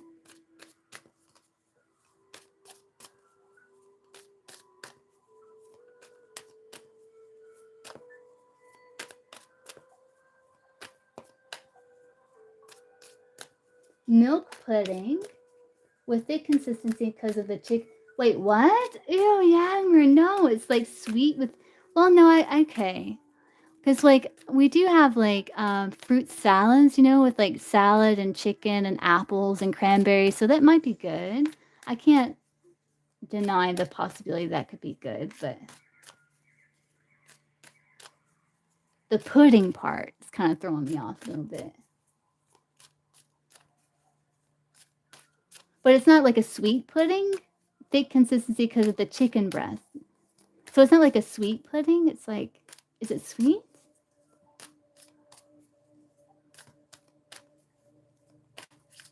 It's a dessert, so I assume that, yeah, it is sweet. How do you make milk pudding? Clarify the Hermit here. Yeah, there's like, you're still like, I think there's like a point in time, Crystal, where it's like you're going to go within and you're like, oh, I'm just going to like kind of sort through some things within myself. And you may take some time to yourself here. There may be more solitude. So I don't know about where this is going to go with this person. It is sweet. Yeah, you can taste the chicken breast. Whether it really has chicken. Oh, you can't taste. Oh, milk, starch, and sugar. Oh, okay. So it's kind of like a sweet cream. Yeah. That's interesting, Agmer. I never heard of something sweet made with chicken other than like salads, with chicken breasts and apples and cranberries and stuff. But we in America, like we have carrot cake. So, but it's good. Like you wouldn't think like you could make a cake with carrots and it'd be good, but carrots have a sweetness to them. I love carrot cake.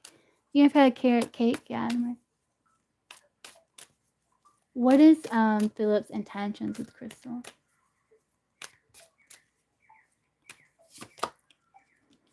He's kind of real focused on his vision and his outward achievements, Crystal. He does feel like, he was feeling a little lack or lonely, and he feels like connecting you is kind of like connecting with you is like solved that where he doesn't feel so lonely. but he is not willing to like jump right in because of his responsibilities and also of like understanding the complications of connections. So he's just kind of clarify the King of Wands. Oh, I like cream cheese frosting too. Yeah. You ever had carrot cake though? Clarify King of Wands. But he does like want. He does see potential here with you. But I don't think he's ready for like solid commitment because but he's because of what we were talking about before. But like he's willing to kind of like check you out and like see what happens.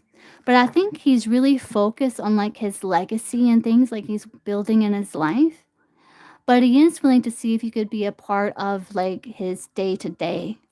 He's curious, basically. Yeah. Right. Yes. Okay. That makes sense.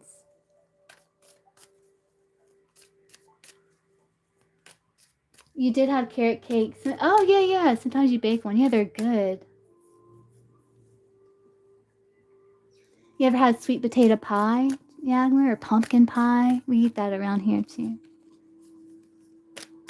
What does Philip clarify the King of Wands and the Ten of Pentacles? Yeah, it's like he wants to build soulmate connection. He is like focused on like his outward achievements and kind of improving his situation. But like he is excited about the potential future between you two. Because he does feel like a soulmate connection. And it's like his intentions is to continue with his vision for his life, his building his legacy, focusing on his achievements.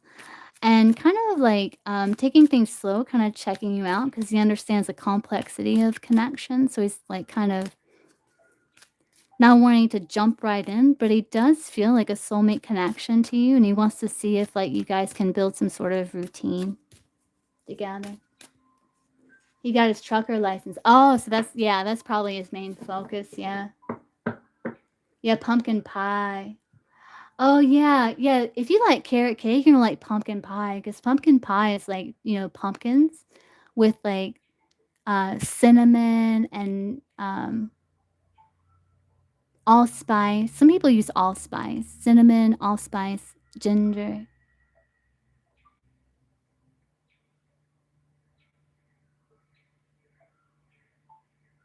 And sweet potato pie is made the same exact way as pumpkin pie, and it's just with pumpkin instead of sweet potato. You'd like it, Yagmer. It's really easy to make. I think it's just pumpkin, and you put some flour in there with like an egg and just the spices and like a. Oh yeah, cheesecake's good too. Yeah, you'd like it, Yagmer. Let me know. Like, did you ever listen to that song, Yagmer Henry Lee? Nick Cave and the Bad Seeds, Henry Lee.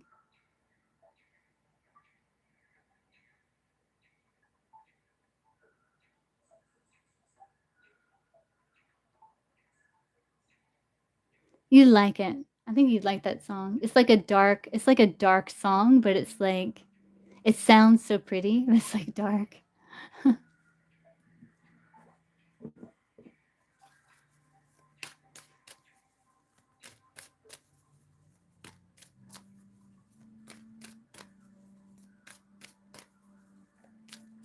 Yeah, listen to it. Yeah, let me know what you think, because I think you'd really, really like it. Because like you have like this kind of like, um, I think you'd appreciate it.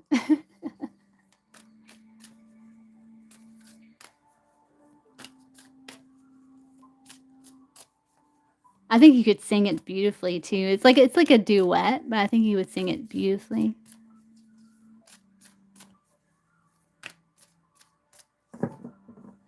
Yeah, Henry Lee. Yeah, it's about like this. It's the stories about like um this girl who's interested in this guy, and he's kind of playing with her emotions, but he's like more interested in another girl somewhere else. And so she ends up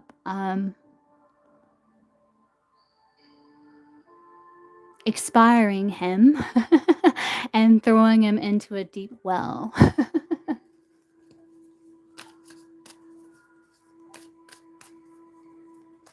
Oh, I'm sure it would, Yagmer.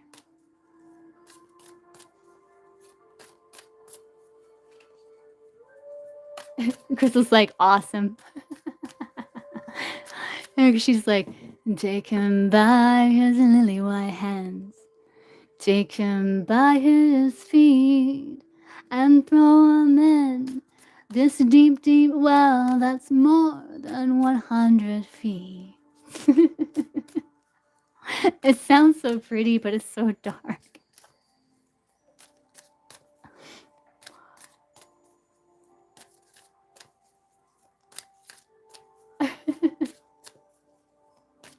And the wind did howl, and the wind did moan, la la la la, la la la lee. Little bird looked out on Henry Lee.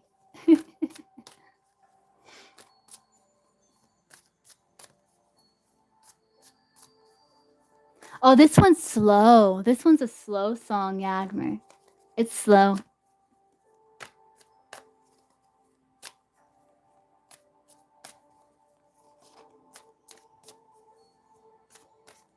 Oh yeah, that is a good song, Crystal. I've only heard like parts of it. I haven't like listened to the whole thing. But I've heard like parts of it online, and yeah, it's pretty.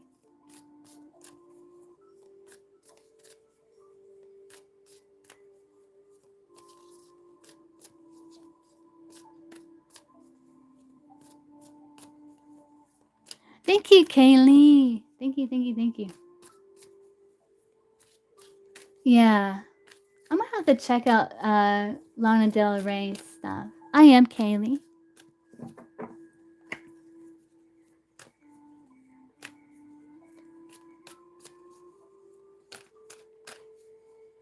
Between the Bars? No? Hold on, let me I'm gonna go ahead and look it up so I can listen to it when I get off live so I don't forget.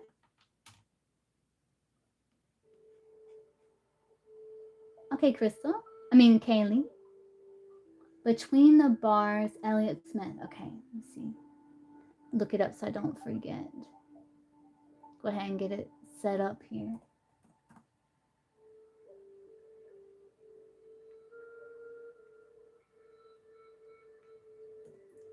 Between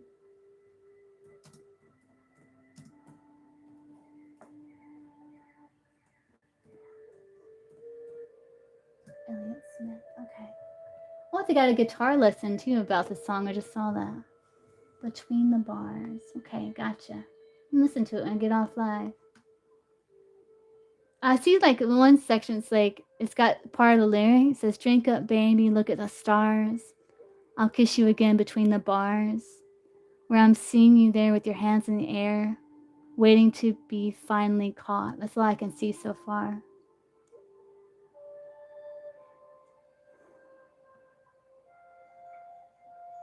Interesting.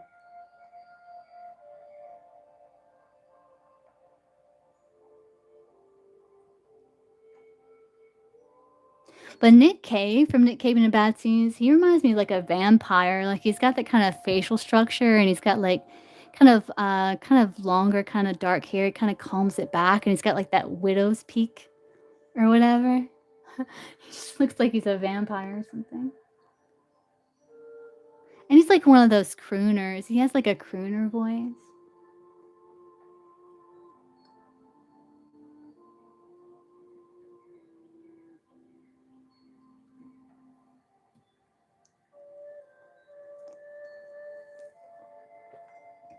And the song he's like, do you love me? Do you love me? Do you love me? Do you love me? Do you love me like I love you?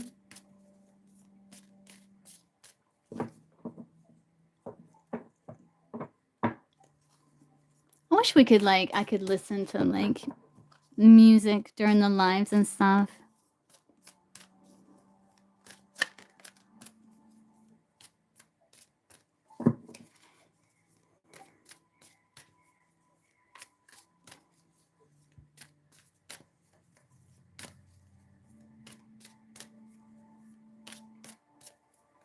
Will you still love me when I'm no longer young and beautiful? I want to hear that song now, Crystal. It's a good song. I haven't like heard the whole thing. I need to.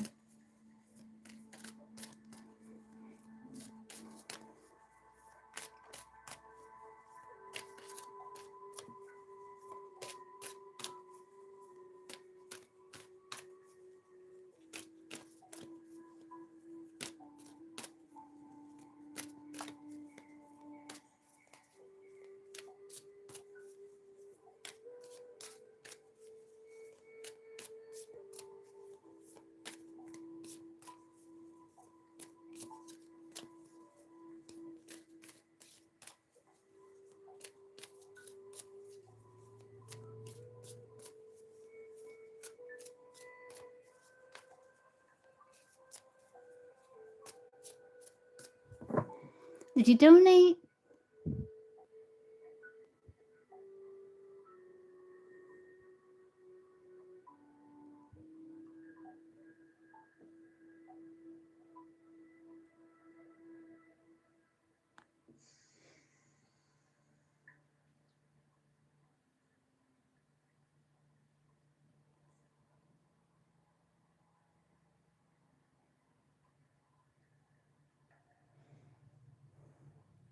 I see ya.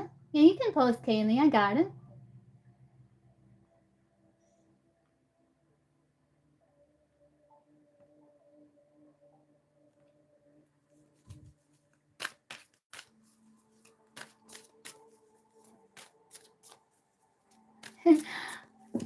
I used to have mods, but then it's just kind of I don't know. I just I just feel like I don't want to like have. Well, there's a few reasons. Like I don't want people to feel like they have to be here. I'd rather it be like fun and free, where people don't feel like it becomes like a job or something. And then like because I don't really need mods really. I just want people to come and go as they feel like they please and not feel like they have to be here, feel like it's a job um or like I start feeling like that way where it's like, man, I don't want them to feel like they have to. You know what I'm saying? So I don't really need mods, so yeah, I would rather just be a place where you just come in when you feel like it, leave when you feel like it, and just a time of like fun and play and just freedom, so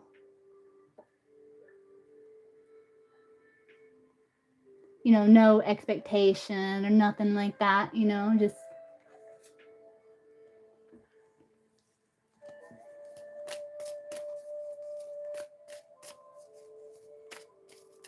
you know what I mean, Yagmer? That's how I see it. That's how I see it, like.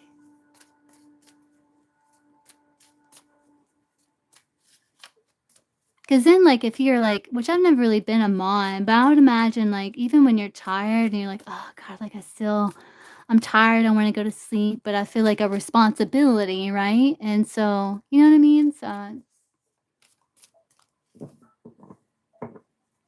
oh, thanks, Supu. That means a lot to me. Thank you.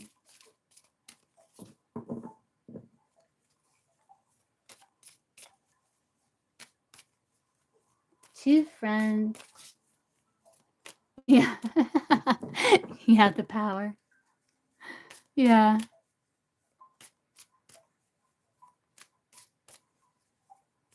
You moderate for 2 channels. Oh, yeah, are you busy?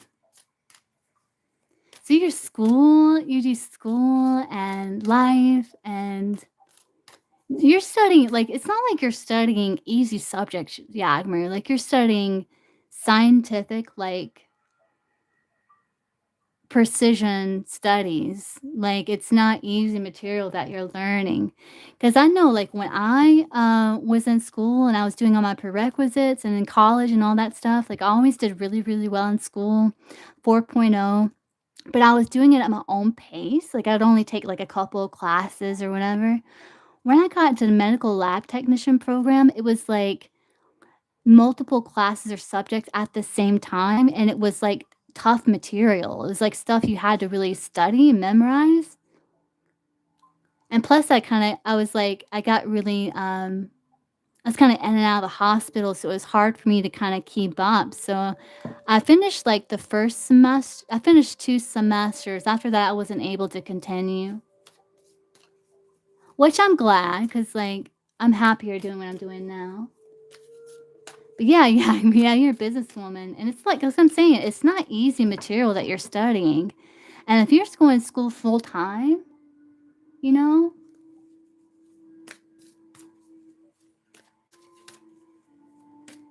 Oh, okay, that's good, yeah, right.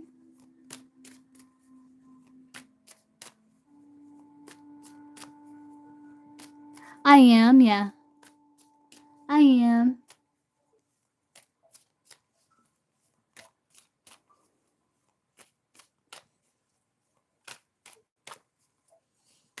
Are you here? Where did Kaylee go? She donated. Are you still here, Kaylee? Her donation came through, but I don't see her. I wonder if she's having like problems or something with the internet. Oh, thank you. I appreciate that. That makes me feel good that people feel calm when they're here, instead of feeling like stressed, Makes me feel good to have like a place that's kind of like chill, peaceful. So,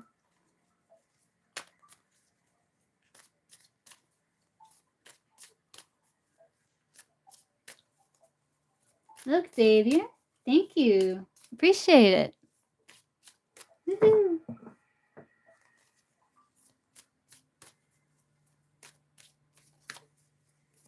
No, where Kaylee went? You still here, Kaylee? Wait, is that her? Because it hid. Oh no, it hid something you posted, Jagmer. Let's see. We give him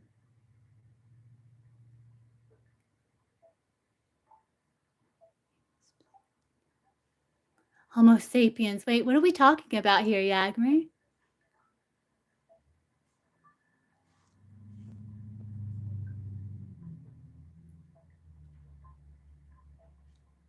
We give him nicknames every weekend. Oh, they're a person or whatever. Was a Pacific male Homo sapien. I gotcha. Yeah, I gotcha. Oh, Jack, yeah.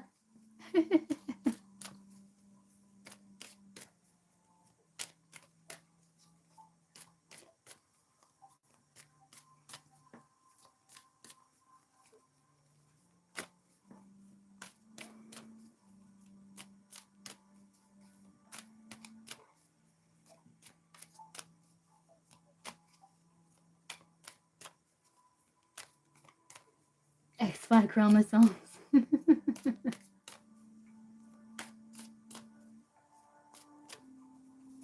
The bald element.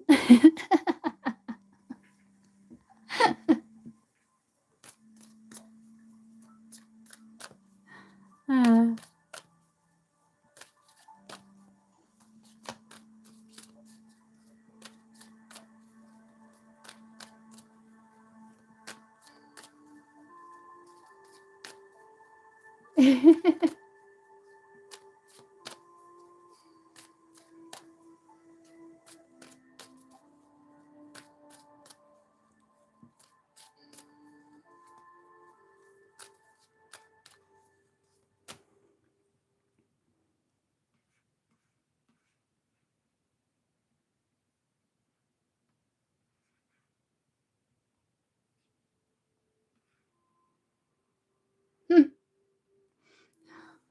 We'll see, Agmer. We'll see what happens, you know?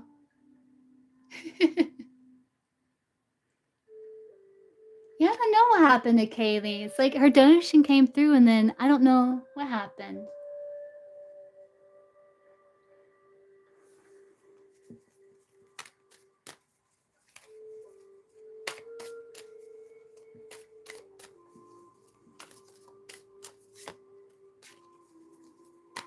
She did. I'll hang around a little bit, he. Yeah, Kaylee, come back. Baby, come back. Wait, how's it go? Baby, come back. You can take it out. You can take it all out on me, or I can't remember how it goes. That song.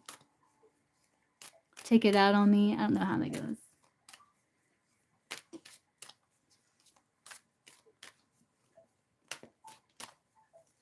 Oh, in the meantime, I guess we were waiting on Kaylee. If you got any questions, Jagger, for like the Akashic records or something about something, I can see if I can get it. Or anyone else in the chat, if you have like questions through the Akashic records about like spiritual questions, like not personal questions, but like about spirituality or existence or something.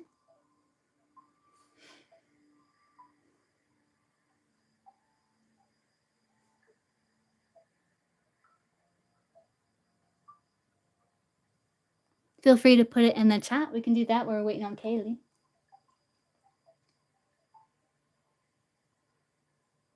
I can see what I can get here.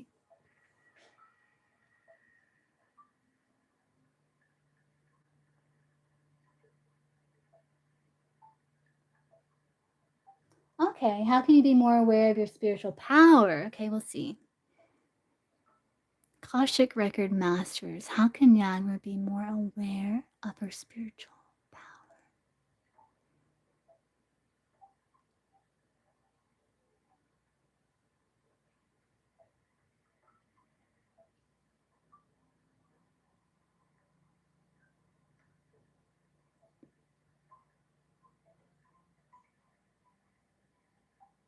I think they're saying by understanding that you embody this already, and it's more about a remembering than an addition to you. It's more like a remembering of something that you already are. And it's not something outside of you. It's like something that comes from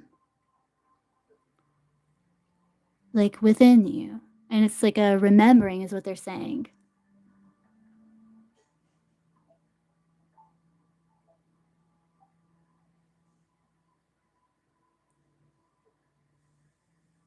Really powerful spirit, but can't lead it intentionally. Like manifesting intentionally is kind of hard.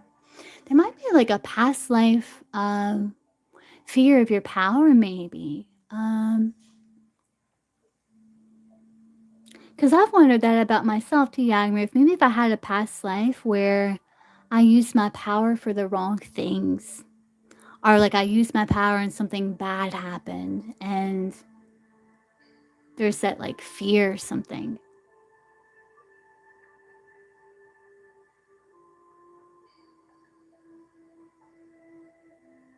But let's see what I get, Yagmir.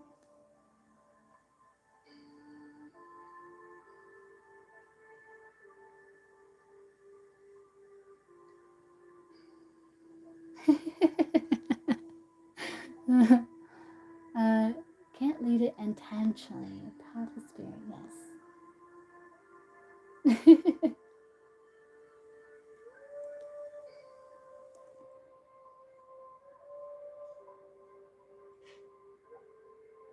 And they're also saying like some things is like divine timing. And some things, again, it's like what's in your highest interests, you know? Some of the things that maybe you're wanting to manifest intentionally, there's something better. Um,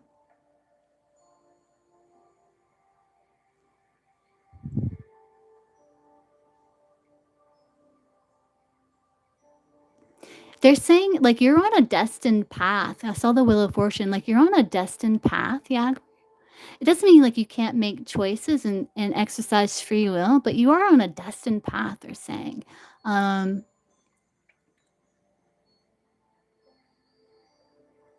Like you came here specifically to like make an impact and experience certain things for like evolution and growth of humanity and soul.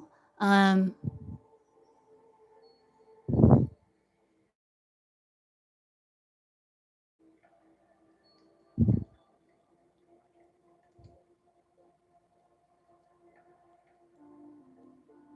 And I also think it's about finding, like, the manifestation techniques that align with your vibration, like, what works for you.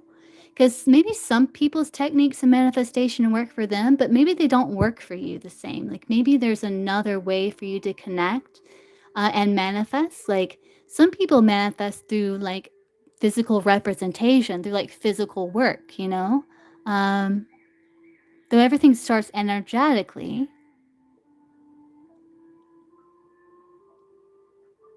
You ever tried bay leaves, Jagmer? Like utilizing bay leaves for manifestation?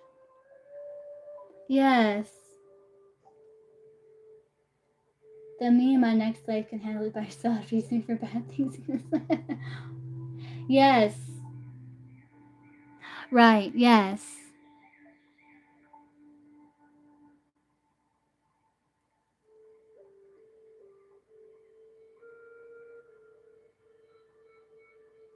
Yeah, you try that, but it's like it kind of like clears the way. Um and it's also bay leaves helps with protection too. Um but that way if there's something that you're wanting to manifest, it can clear unnecessary blocks that are meant to be removed.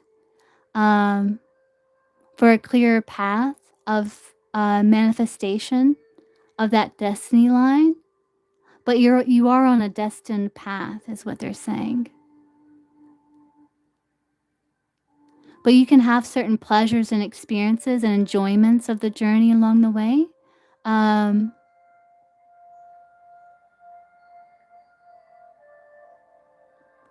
it's almost like this life. It's like you're learning.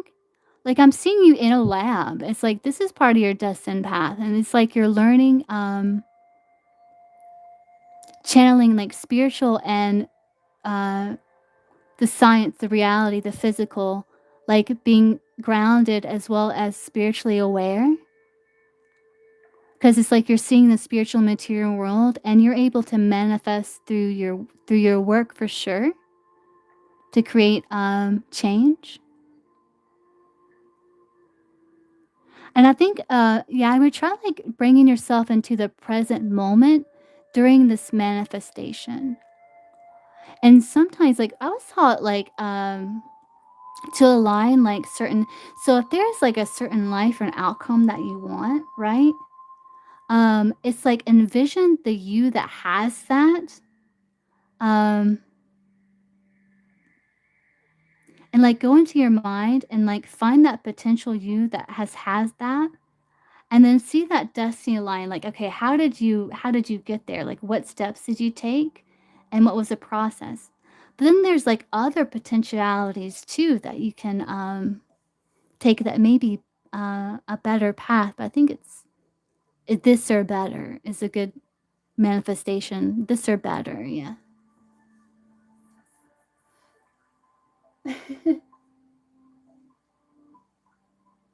Whenever I go in with the flow, right? Take care of myself, not right. I only think and wish for something, then it happens. Right. Then it happens.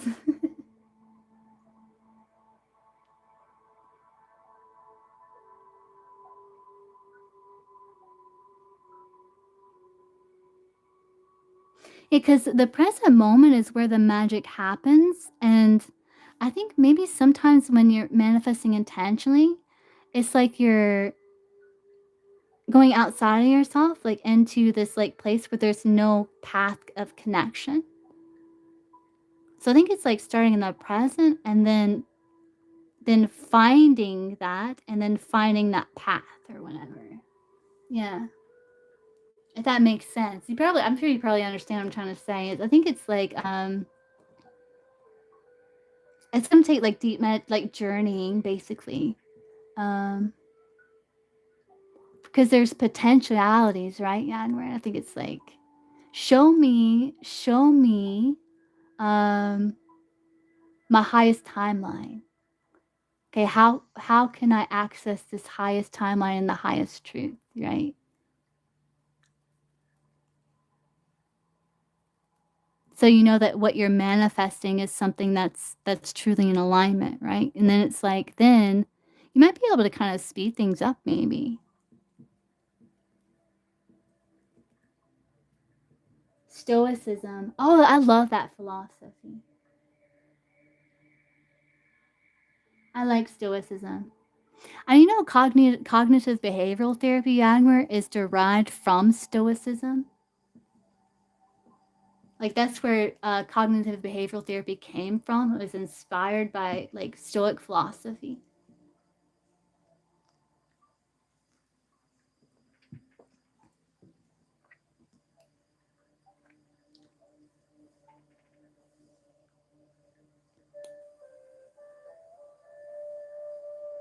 It makes sense, you know? It makes sense.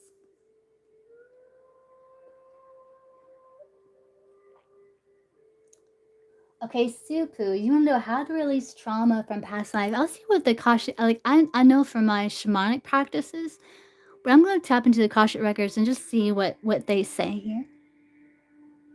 How can we release, trauma from past life, Akashic record masters? How can we release trauma from past lives?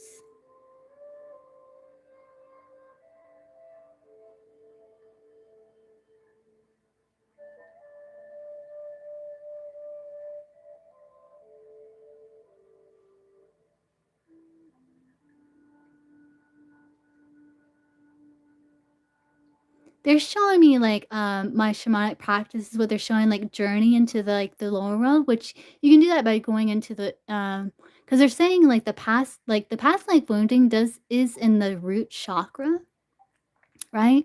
And it can also be in the throat chakra too.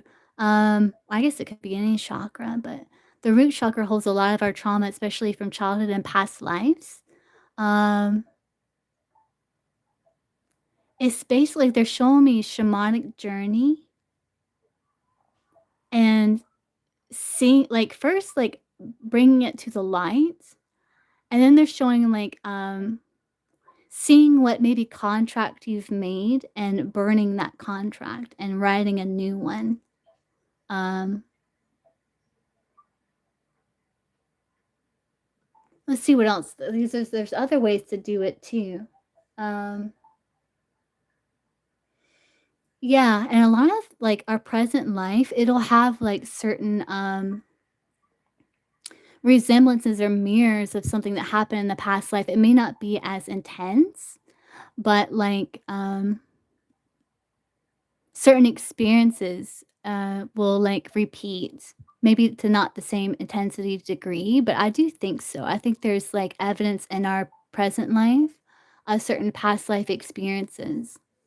Um,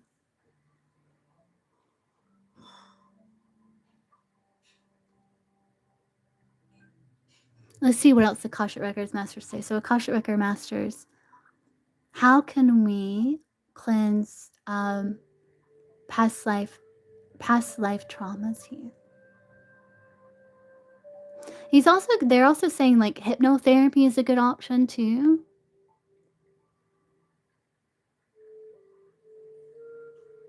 You know, past life regressions too. How can we do this, like, in our own journeys, though? Yeah, okay, they're like, "We already told you that with the shamanic journey," okay. Um,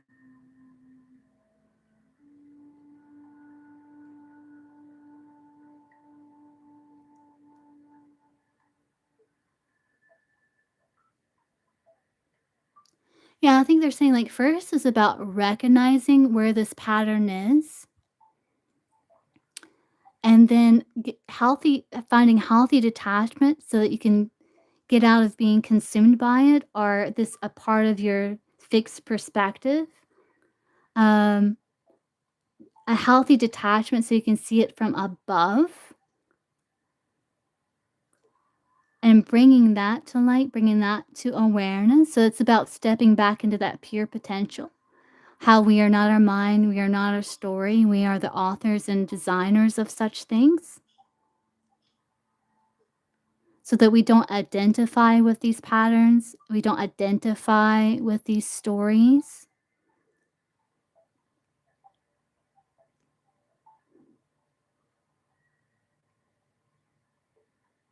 and that creates that detachment.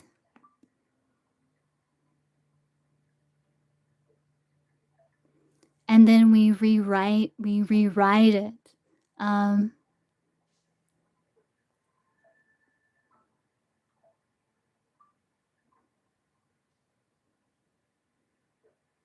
through like first like recognizing this pattern, and then there's different ways to like cleanse it here.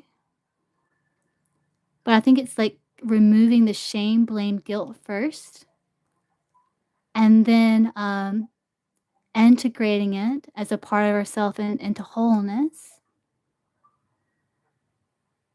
and understanding that we are the molders of our clay. Like we're the one who chose these things and who are writing the story. And it's empower. So empowering yourself is very important. Putting the power in your hands. And that also takes accountability. But in that is empowerment too. Does that make sense? You went to hypnotherapist. Ah. I lost how to laugh, how to be happy. Whispering this pattern.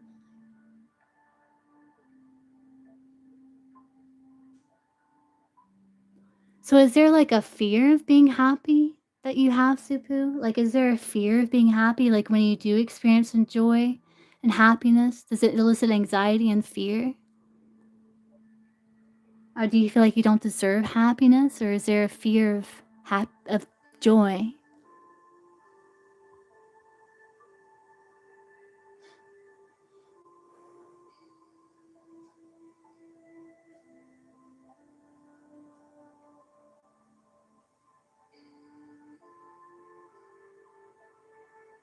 Yeah, see that's right.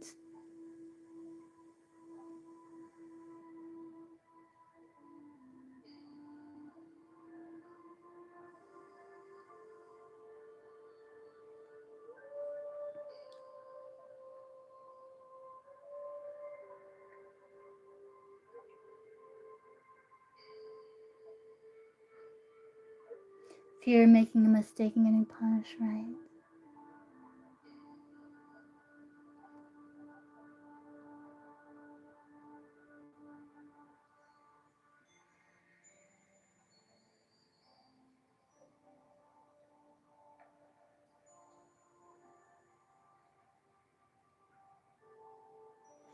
Let's see, Supu. Kasha Record Masters.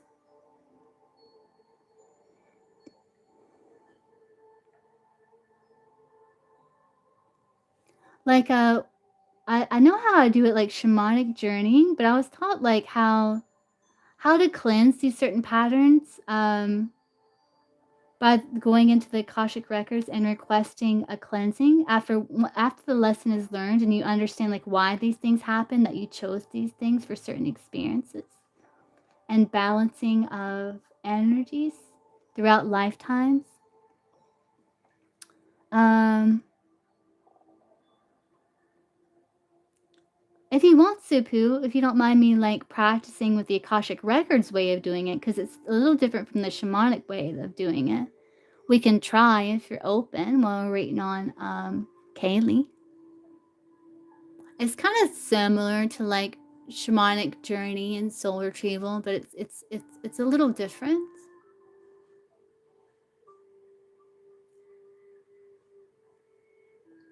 Okay, so there's a little process with it. I'm just going to go through the process of how they showed me. So I have to like look at this sheet here because I haven't really like. Okay, so all right, so I'm going to be saying a prayer of protection and then open the records with the key. And it says to mention to you that questions that relate to this lifetime as obstacles where you may feel stuck or trauma. The questions they will provide clearing and healing for those areas. Just questioning it, just bringing it to the light. Um,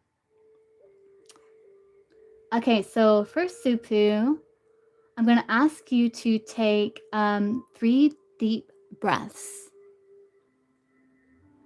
So taking a deep breath, hold it at the top for a couple seconds, and then exhale slowly through the mouth, and do that 3 times.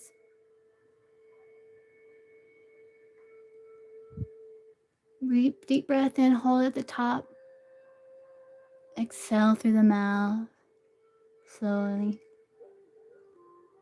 Then inhale in, Supu, deep breath, hold it at the top, and then exhale slowly through the mouth. All right, so I'm going to say prayer of protection. So we are surrounded by the pure white light of divine source.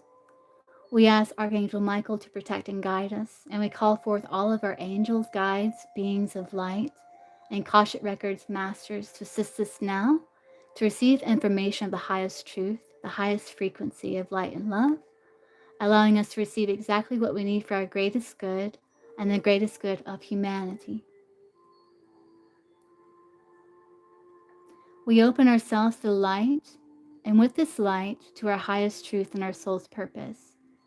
We call upon the Akashic Records masters, guardians of the records and beings of light, who serve the divine plan and truth and clarity, to guide us to our highest good and the highest good of all in divine love.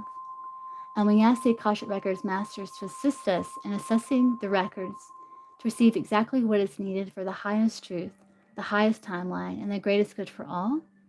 And with this said, Supu is giving the truth to best serve her on her healing journey into the love and acceptance that is most beneficial for her to know in this moment.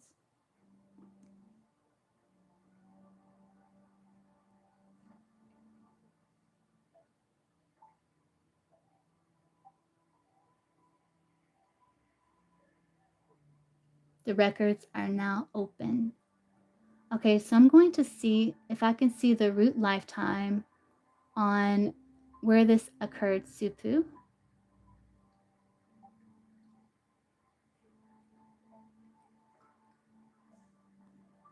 Let me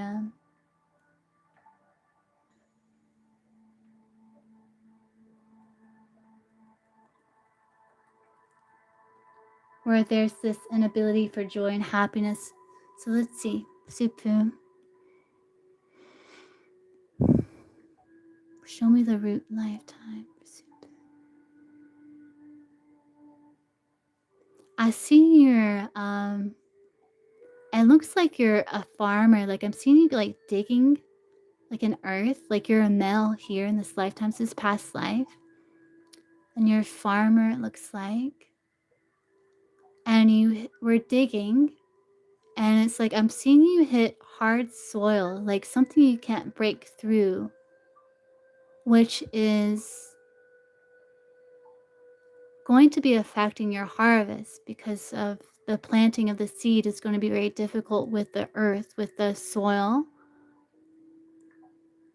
So I feel like you may have potentially like bought a piece of land in hopes to be a farmer and have crops. And it's like the topsoil was good, but when you continue to dig, it was like clay or something. So you were really happy about buying this land. You feel like you're going to have this beautiful harvest and be able to provide. But the land is difficult to farm on. So there is this huge disappointment here. Is what I'm seeing, Supu.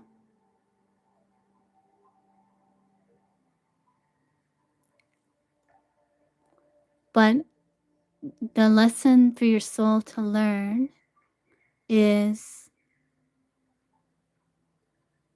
balance so that you don't expect perfection, but that you're aware that life is both light and shadow, and to hold both of them in balance so that you don't get so overwhelmed with excitement or the light that you forget there's a seed of shadow, and that you don't get so consumed with the shadow that you forget in that moment there is light too.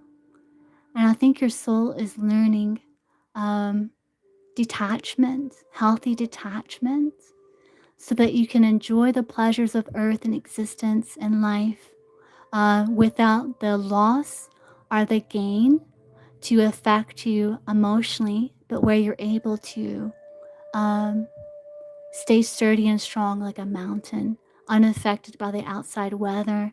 Because if we allow outer circumstances to affect us, we're always going to be going up and down, because just like the weather, things outside of us are beyond our control. We can't control them.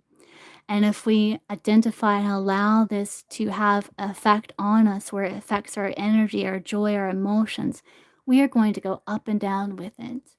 And we're never going to find like a stable joy foundation to stand upon, because we can go so high, ride so high when things are good, and then fall so low when things fall, which they inevitably will, and just how they will rise again.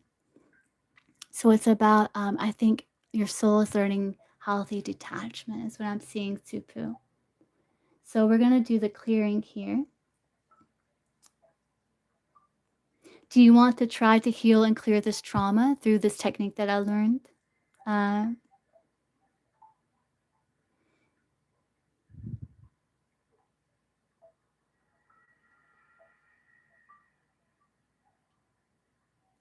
okay.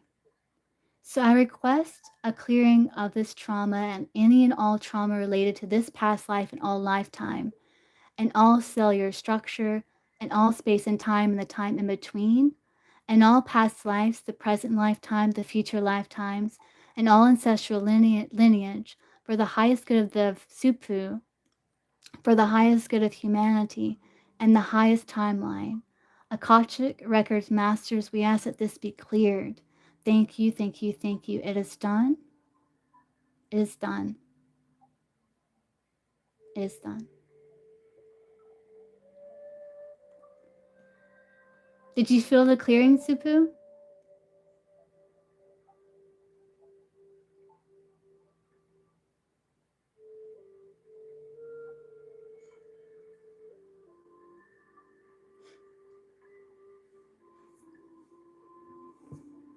Okay, now we're going to close the records here.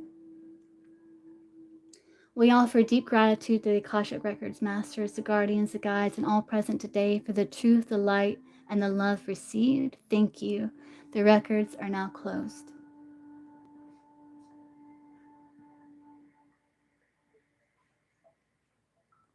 You said, I bought a land a few years ago and that ended up in so much of people. What do you mean? But yeah, that was interesting, Supu. So there you are, Kaylee. It's okay. So are you still here, Kaylee?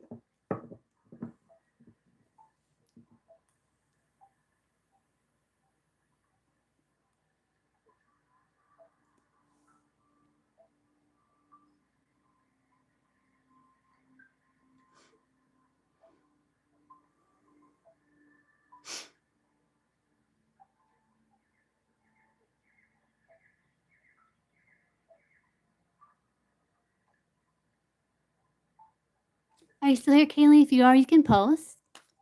Okay, you can post.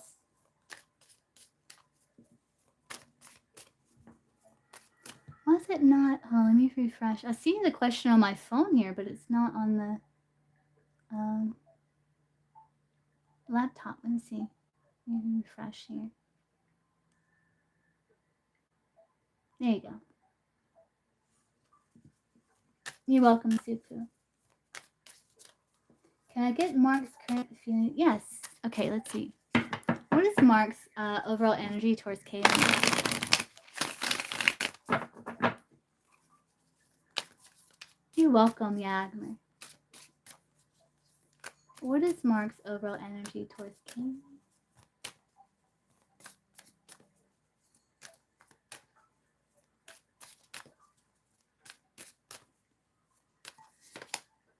The world. He feels like success here. He feels like, there's been, shared perspectives and communication, whereas he feels like there's creation of calm out of chaos, and there's potentials here to reconnect and to find balance, and I think he feels content with the World card. This is good. This is, like, feeling emotionally balanced, feeling victorious, feeling successful, feeling like there is, a successful completion and a new beginning coming. What is Mark's current feelings for Kaylee?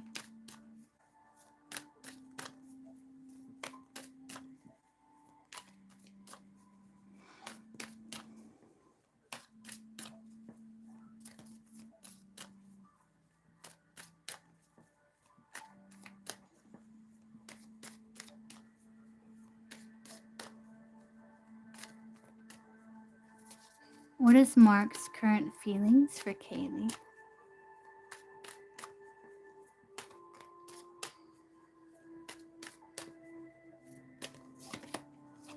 So he wants to fight for connection, 7 of Wands. He feels like he has these sweet feelings for you. And there are times that it does trigger like a little bit of uncertainty about the future. And he feels like he has to like focus on other responsibilities. But like he knows that being apart from you is a heavier burden than putting in the effort to try to overcome challenge and fix things. What is Mark's current intentions with Kaylee?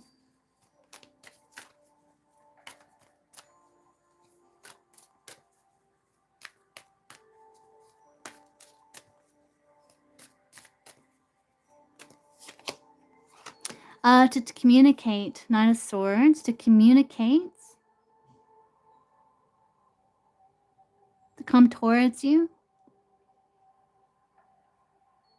to communicate his love, but there's still a bit of overprotection that he's doing here. But he does want to restore order to make things right with justice because he knows he loves you and you love him too. And his intention is to get his priorities in order and to communicate this love to you. But there's still a little bit of self-protection. But he knows that he doesn't want, like, being without you, he feels like is more of a burden than trying to work through things and fix things. Like, that feels right to him. That feels more right to him. That makes sense. I see. Yeah, so that's him, like, that. So that makes sense. So what is Mark's next actions towards Kaylee?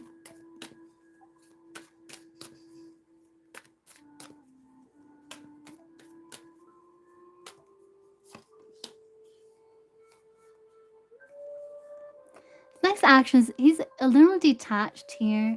Um, he's trying to make sense of things is what he's doing.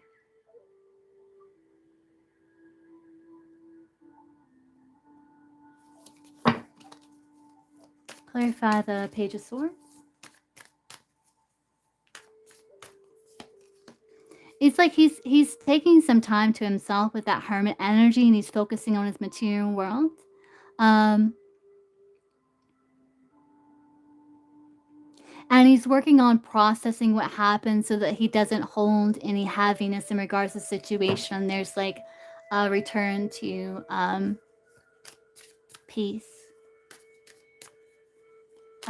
What's the timing that Kaylee and Mark will communicate with each other again?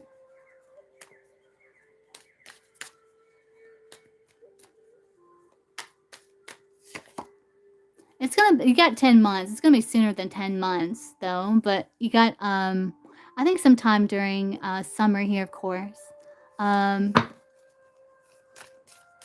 but you might be able to really, really work things out 10 months. Yeah. But I do see communication of summer, of course, so it won't be like forever. Um,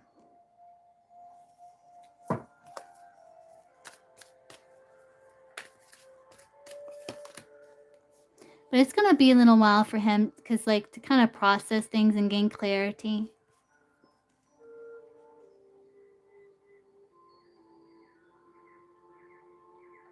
And making certain sacrifices of the ego's need to be right. Yeah.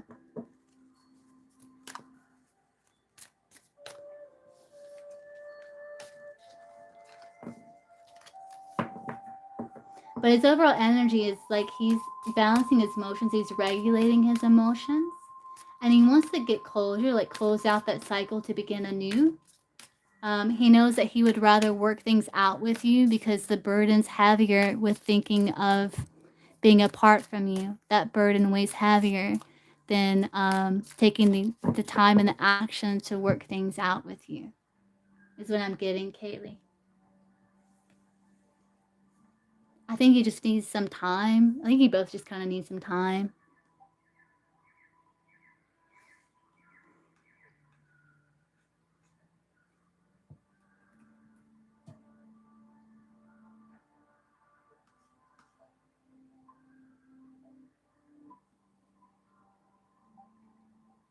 You're welcome.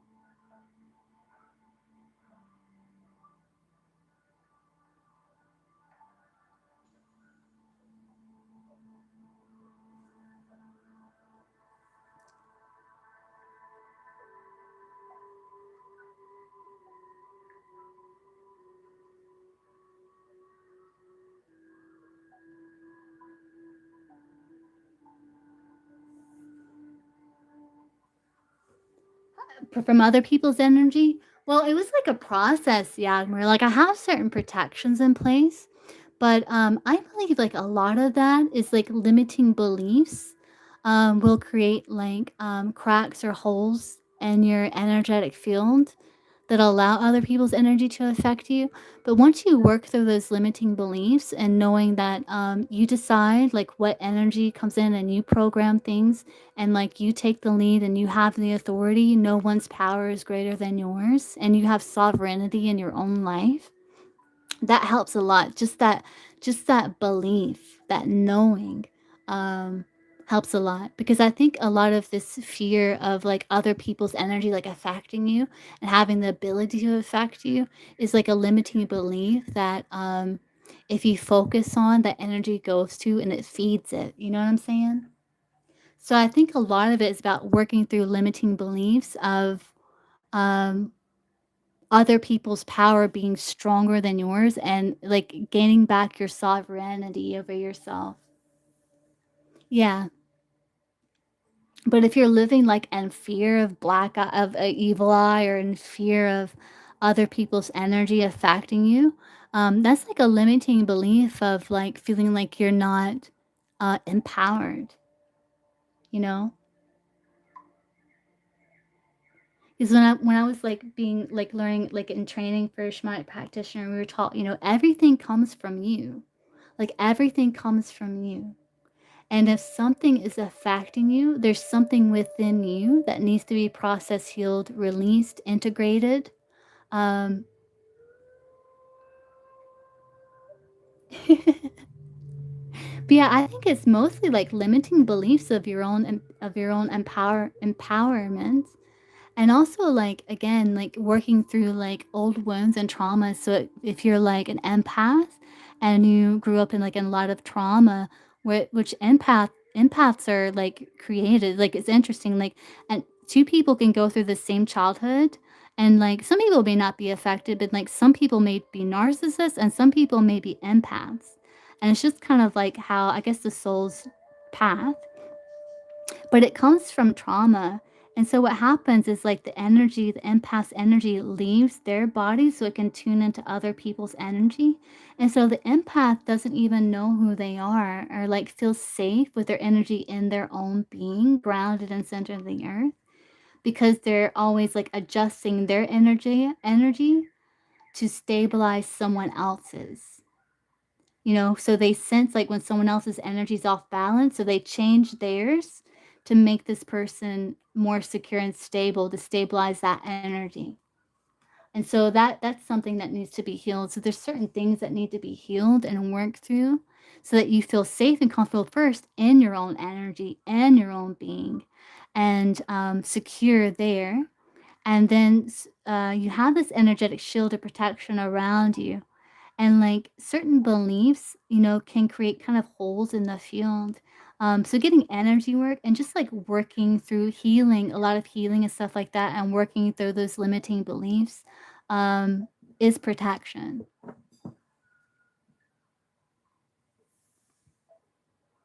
Because again, like where what you focus on, like where your energy, where your focus goes, energy flows, right, and it feeds it. So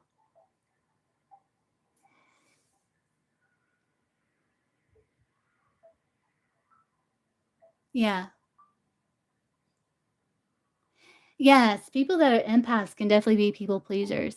Like, there's a difference between having empathy and being what they you would say like an empath. Um, empaths are kind of created, and they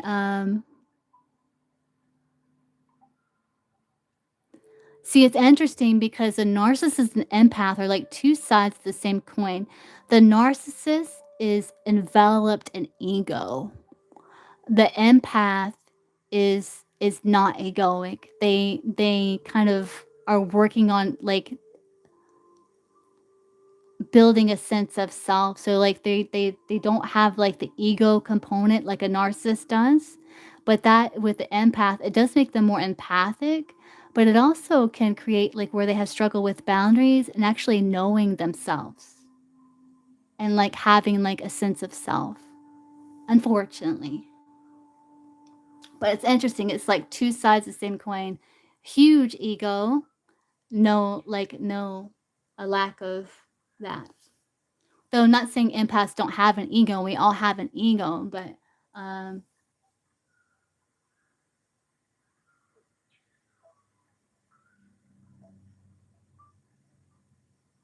empaths like struggle with like boundaries and getting a strong sense of self. Because if you don't have a strong sense of self, you don't know where your boundaries are. You know, and like the first step of healing is feeling angry. Because a lot of times empaths growing up, like they weren't allowed to be angry. You know,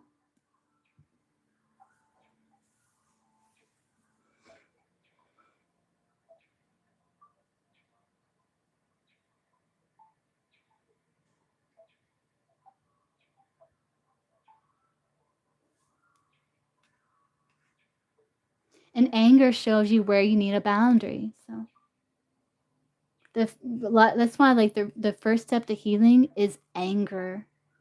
And it's about feeling it and channeling it and empowering yourself with it, not lashing out, not like, but empowering yourself with it and understanding that it's teaching you where you need a boundary and it's okay to be angry, but it's not okay to lash out at people from this anger.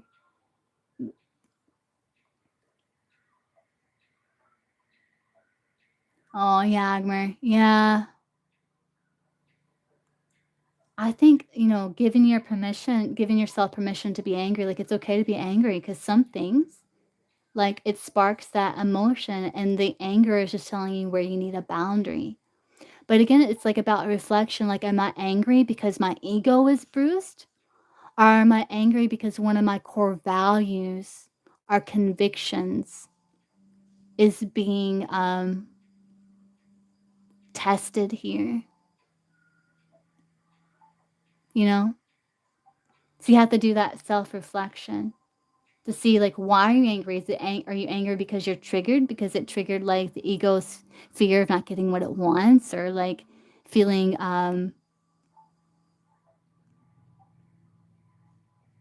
disrespected?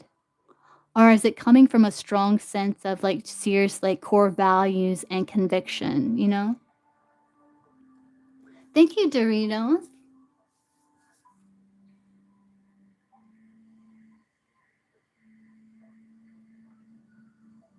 Oh yeah, yeah, yeah, I understand. But I think it's about, giving yourself that freedom to be angry, and it's like your emotions are valid. Like feeling angry, feeling sad, feeling disappointed, it's a valid emotion, and I think it's valid. Learning how to, that's another thing with empaths, It's like they have to learn how to validate their emotions because they didn't get that, a lot of them. And it's about validating yourself, validating your emotions, right? Because like it's kind of like deprogramming, like gaslighting yourself, like, oh well, I'm not supposed to be angry or something, like, but that's like a kind of a form of gaslighting. So it's like it kind of gives you a mixture of emotions where you kind of start to lose a sense of trust in yourself and in your own perceptions and experiences. I think it's about validating, like, yeah, I'm angry. Um, like, yes. Yeah, for example, like, something that you can work through, like, "Yeah, I'm angry. That guy freaking cut me off in traffic. I'm angry. That emotion's valid, but," and then you kinda work through it, "But, um, I'm not gonna let it affect me or ruin my day. Maybe that person is going through something," and then hence the understanding, the deeper understanding of the situation, the compassion, the understanding different perspectives, and rising above, giving your power away to something outside of you. So it's like you get that power back, so where it doesn't affect you, like, no, I'm not gonna allow that to affect me." But my emotions are valid. It's kinda like validating them and then kind of like, but if someone's, like, breaking into your house, and they're about to hurt someone that you love, that emotion is very valid, and that emotion is a core value attack, right? So you gotta do what you gotta do, you know? And that emotion in itself is valid also, of course. But then that is something that is a part of the, like, the core value, the core of your convictions, like,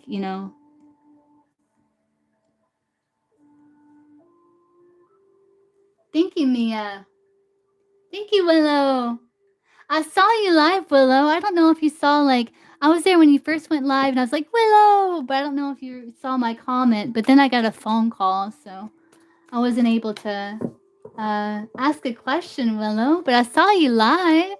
Willow was doing psychic readings.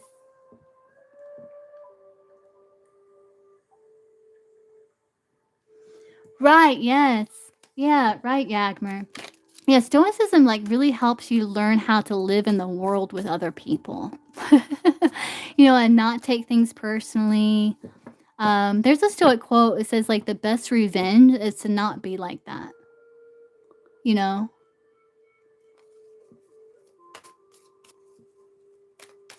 Okay, Doritos, yeah, just let me know, Doritos. Yeah, there's a guy that teaches stoicism very well on YouTube, Yagmer. What's his name? Ryan something. Hold on.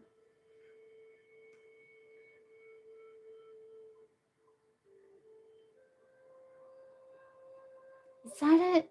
He's got a book. I have that book somewhere. I think it's in storage. Where it's a stoic quote every day. Um, YouTube. Let me see. I like this guy, Yagmer, because the way he explains things and stuff, and he does like different shorts. Ryan Holiday, and he wrote a book. It's like a stoic quote every day. Ryan Holiday. I like him, Yagmer. I think you'd like him too.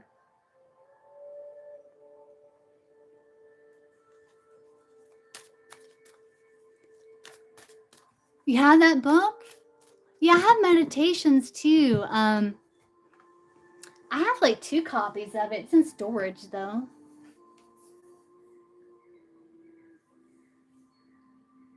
I don't know why I have to keep refreshing the computer because it's like it's not allowing me to see the comments, but my phone is.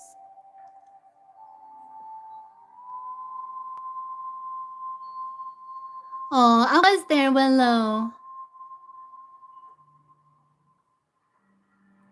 Yeah, Willow, and we'll do that. We'll do that collaboration you're talking about when you want to.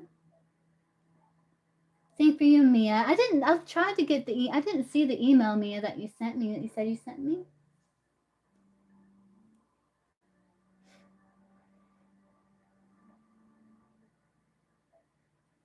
Yeah, the Ryan Holiday, like, Marcus Aurelius is, like, his hero.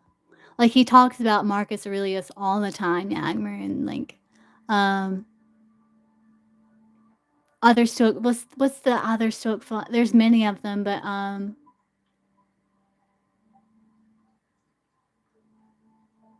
slipping my mind here. It may come to me later.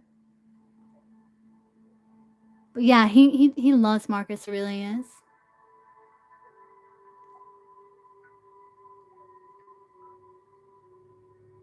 You really like him. Plus, he's easy on the eyes.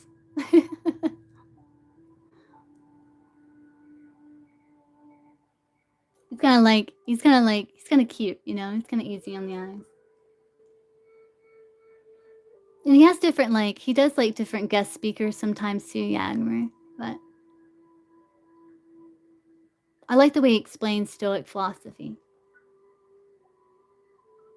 Yeah, it'll come to me. There's many of them, but,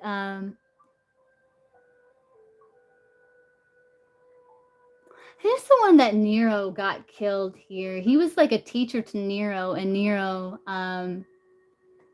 let's see, what? Stoic philosopher did Nero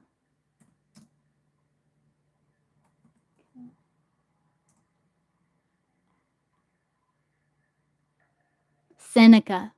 It was Seneca. Seneca Yagmer. He was a really famous Stoic philosopher.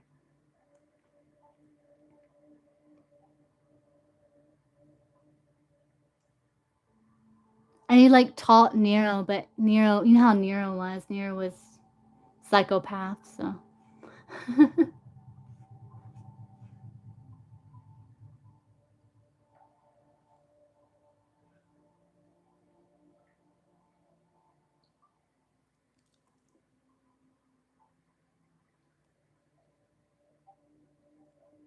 I think it was Seneca that said basically, like, "Your mind is the only thing that you truly own."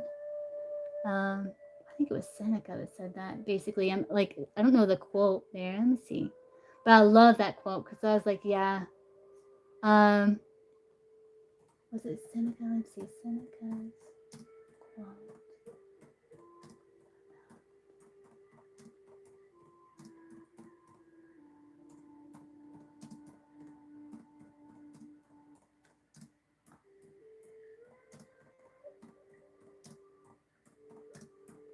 It was Seneca that said that.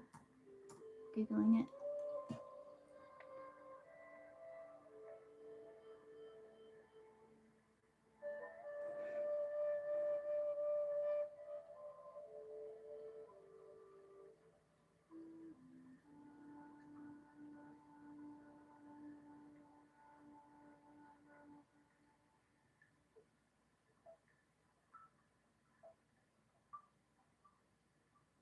Yeah, there's one quote. It says like, oh, this is yeah,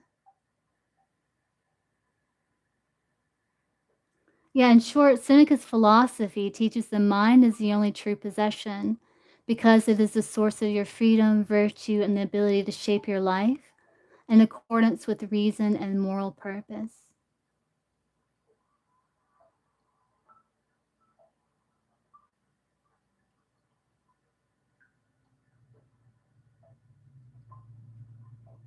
There's another philosopher who said who quote it was some sort of quote like that.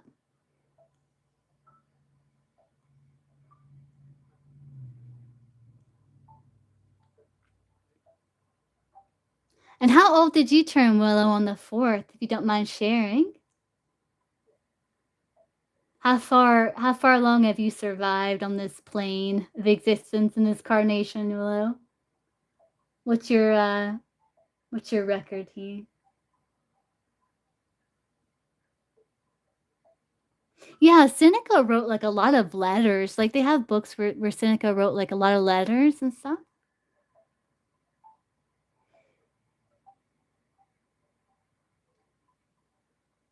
This is, I'm just doing, like, this is just a collective and, donation readings, uh, Mia.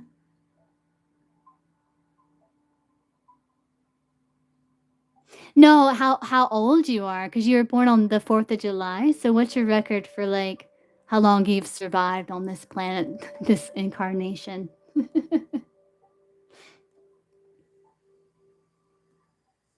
35. Hell yeah, Willow. 35 years, still going. I'm not too much older than you. I turned 42. 42.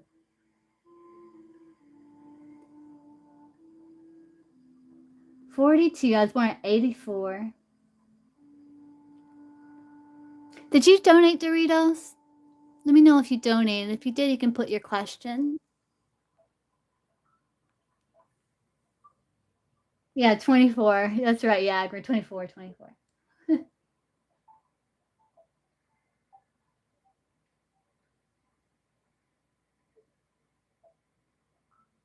Oh, he was? Yeah, 84.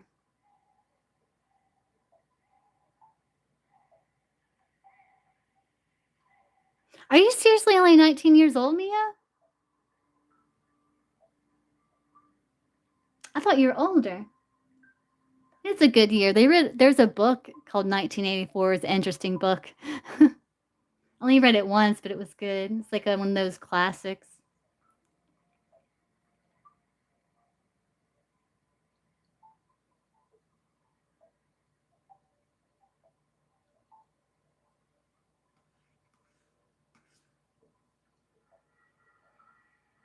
No, it wasn't a Stephen King book. Let's see who wrote 1984. Yeah, George Orwell. George Orwell.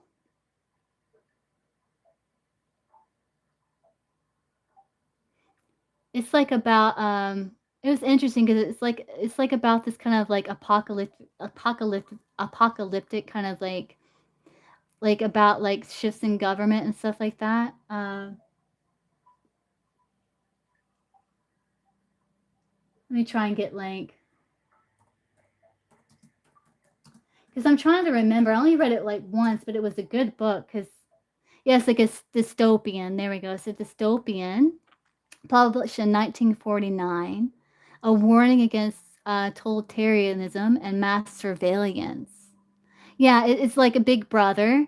It's like the story is set in a fictional future year, 1984, and the super state of Oceania, where the government led by the omnipresent Big Brother exercises total control over citizens' lives through propaganda, surveillance, and the thought police. That's right, the thought police. Yeah. The protagonist, Winston Smith, works at the Ministry of Truth, rewriting history to align with party doctrine, but secretly rebels by keeping a diary and pursuing a forbidden relationship with Julia. It was a good book. Sounds familiar, don't it? Written in the 1940s. I don't know. I thought you were in your 20s at least, Mia. I thought you were like 22, 23. I didn't know you were only 19. Yeah, I'm the thought police. That's right. You'd like that book, Yagmer. It was a good book. It's like one of those cult classics, you know? Yeah, no, 19. Yeah, 19 something. Isn't that crazy? It's like 2026, Willow. Oh, you donated story time? Okay, you can post. You're gonna be 20 next year. Wow, Mia, you're still a baby. It's still a baby. Yeah, take your time, Mia. Like, enjoy. Oh, you have Yanmer? It's good, isn't it? I only read it once. I remember it being really, really good. Oh, you haven't read it yet. Oh, you'll like it. I liked it. I only read it once. I used to have a copy of it, but I don't know what I did with it. But it was good. I remember it being really good. Your favorite book is Martin Eden from Jack London. Doesn't he write like like nature books, like surviving in the surviving like survival book? Like how do you put that? Um like adventure books or something? Didn't Jack London? Wait, didn't he write The White Wolf? No, what was that book? Um White Fang? Was that Jack London? I read that book when I was a kid. I don't remember it though. Changing classes and its effects. Oh,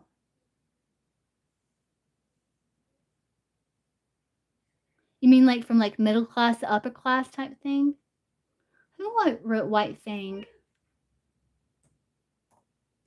White Fang. Jack London. Yeah, Jack London wrote White Fang. How did I remember that? That's crazy. Yeah, I think he writes like a lot of like nature, things about nature and surviving in nature and stuff. Cause I think was it have you saw that movie? It's based on that book about uh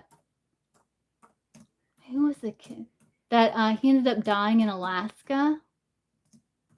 I think he really liked Jack London's books. Um Alexander Supertramp. I'm trying to remember his like name. Chris Mc yeah, McCandless. Alexander Supertramp, yeah. There's a movie that was made about him, but you may have saw it. What was the name of that movie?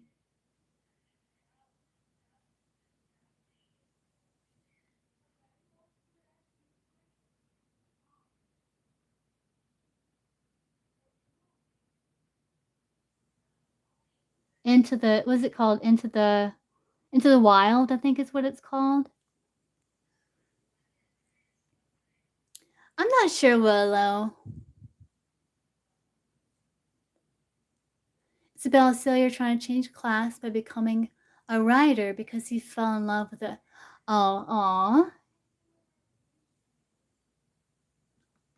I don't remember what White Thing was about, but I think Chris McCandless really liked Jack London's books and stuff.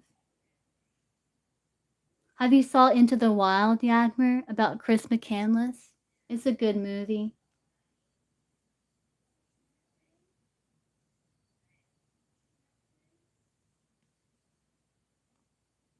It's about a kid who basically like burns his social security card and he has all these adventures on his way to go live in Alaska. And he like meets all these people and has all these experiences and like lives this free life.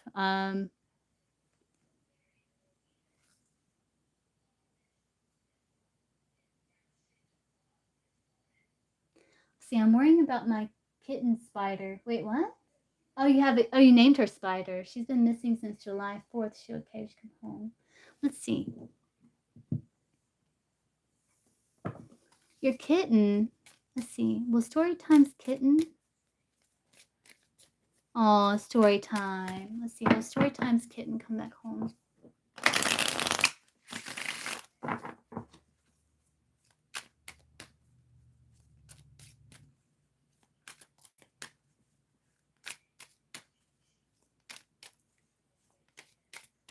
Yeah, it's good, Yadmer. It's good.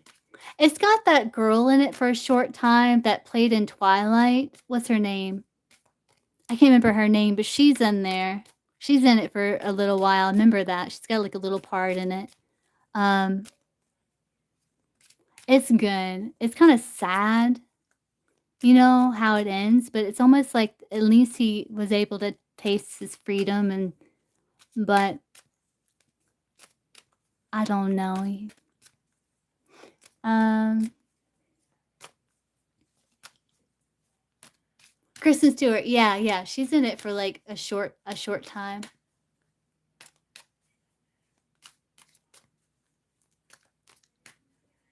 Um Will Storytime's kitten come back home to Storytime?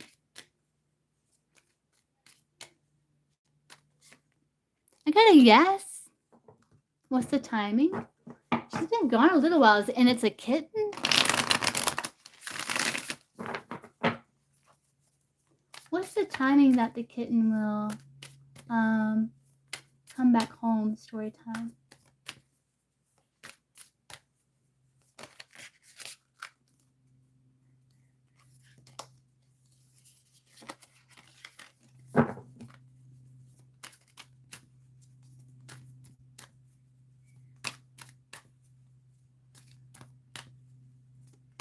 Yeah.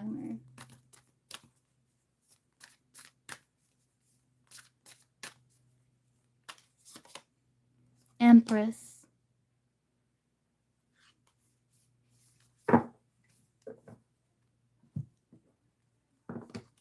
Mother. Is story time's kitten okay?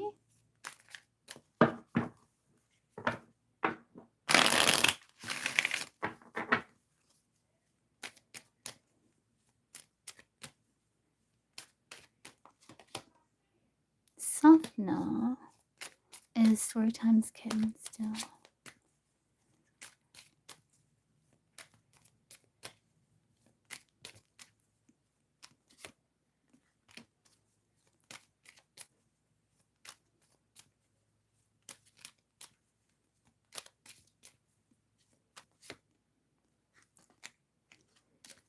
Yeah, I think she's okay. It saying she will return. I can't get timing because Empress, that's Taurus or Libra. Um,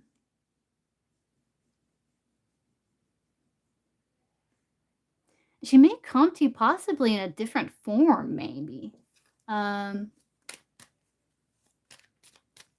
is a little, and it's a kitten, like a small kitten. I hope nothing happened to the kitten story time. Like it's saying that this kitten will come home. But that can be kind of a broad answer, right? And this kitten's okay with coming home to mother. So I can see you're coming home to mother here. Um,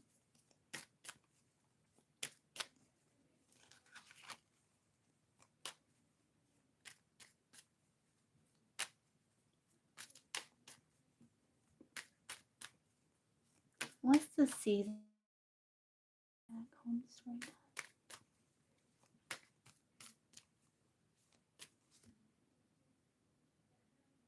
This is saying like the season of the fall. I don't know story time. I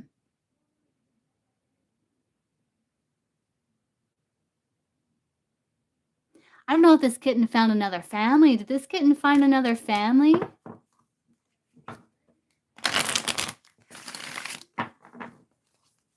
Is this kitten with another family on this earth?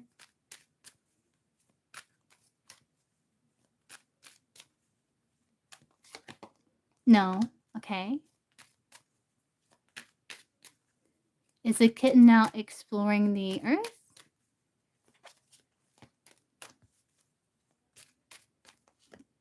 Yes. And the kitten will come back home to story time. To story time's home with story time. I think it's a maybe story time. I don't know what the kitten's out there doing. Like I'm getting a guess. I think it's strong to like safe to say maybe. I think this kitten's okay. I think that I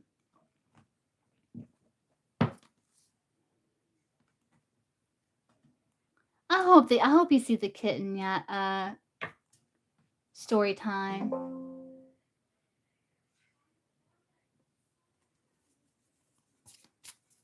6 months old, yeah.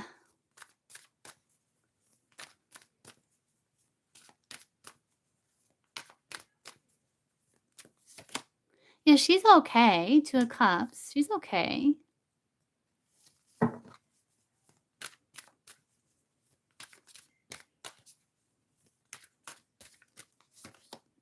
So after she'll return back home to you, you got the strength card. Maybe within 5 days. Maybe 5 days. I would give it 5 days story time. It's possible. 5 days. She has been gone a little while, but cats do like to go out and explore and stuff. So I'd give it, like, 5 days. She may come back.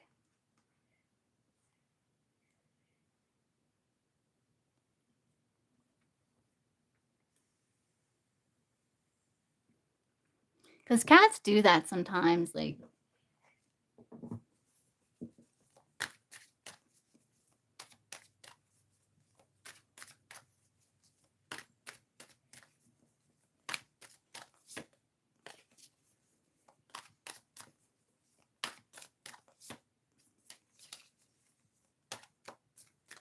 You're welcome.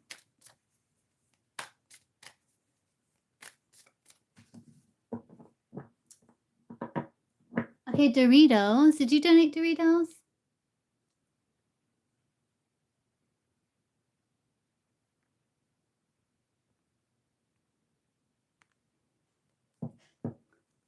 Yeah, no. Let me see, I check the Akashic Records story time.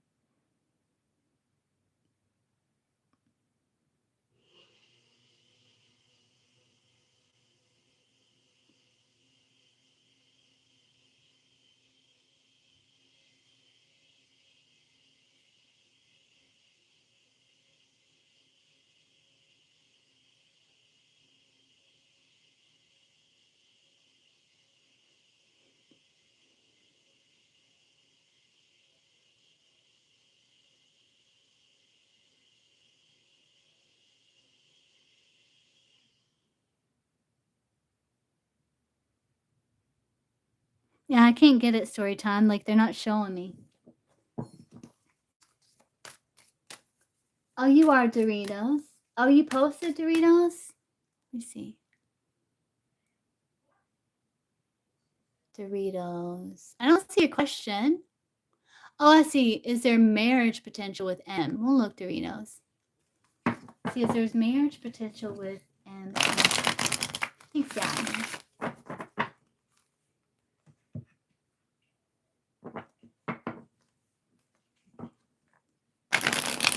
Is there marriage potential for Doritos with M?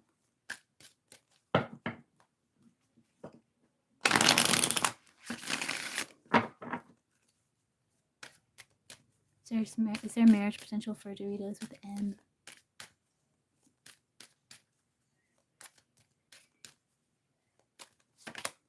No. I got a no.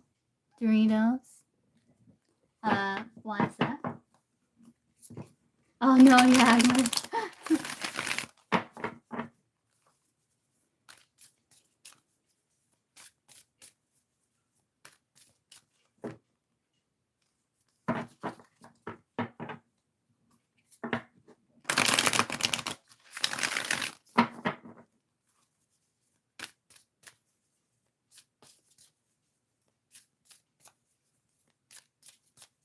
Are you talking to me, Mia? No, like you were channeling energy. Like, no, I didn't know you. I'll check out your reading. I didn't know you posted another one yet, Mia. No, I mean, it came from you. Like, you read it, so.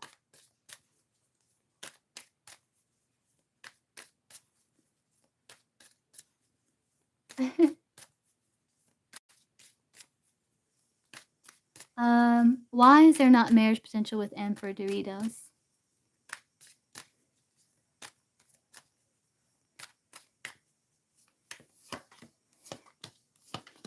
Because there's someone else?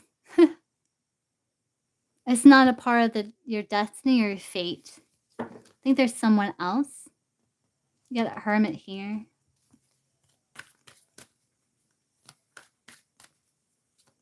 And I think, like, there is, like, stability with the 10 of Pentacles, but I think you may, like, choose to kinda spend some time on your own, Doritos. Yeah, there's a choice of someone else that you feel, like, more connected to. Like, there's a contract with someone else is what it's saying, Doritos, which is why not. And, like, I think there could 10 of Pentacles world, but I think your happiness lies elsewhere, Doritos, in terms of partner.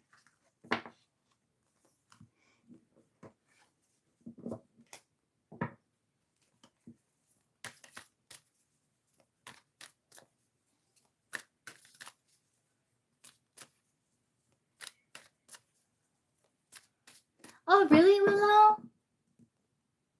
I haven't done candle magic in a long time.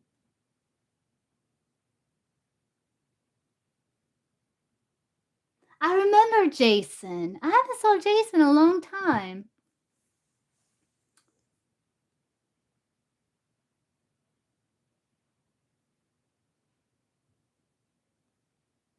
Yeah, I remember that back in the day, Willow. Those are good times. Yeah, that's when I was live, like, for long periods of time. I was always live. You're welcome, Doritos. Thank you, Willow. I haven't done that in a long time. You know, I need to get some tea leaves and, like, do that again. I need to get more essential oils.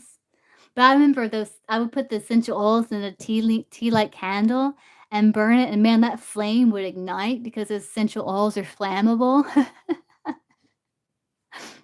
Yeah, that was fun. We start doing that again.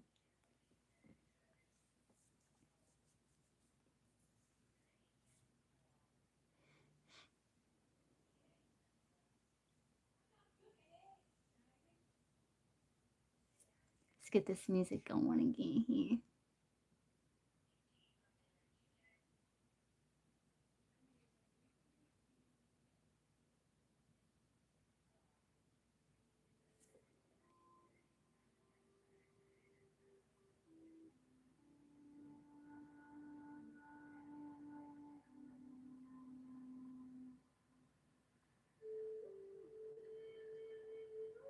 Yeah, I need to get some tea light candles, tea light.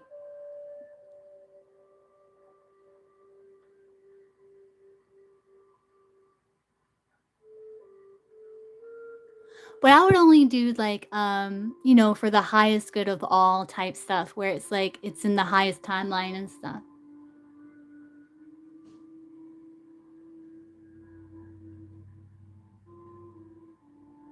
'Cause I firmly believe as a practitioner, just like an energy healer, like what you a service or something that you provide for others, it affects you too. So like when I'm healing someone energetically, I feel the energy too. Just like if someone was to do like send out darker energy, like I like that would affect me too. So like affect that person too. So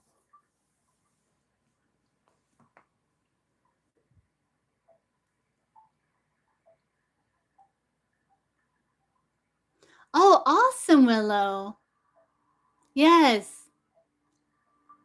You are too, Willow. I was so proud of you. I was like, "Oh, Willow's doing psychic readings," 'cause that takes courage because, like, you have to trust yourself and, like, some people and you have to, like, not that you feel like you gotta prove your gift or your abilities to others, but, yeah, so it's about, like, trusting in yourself and trusting in your visions, and then, like, people will see, you know? Like, your work speaks for itself type thing. Your vision speaks for itself, yeah.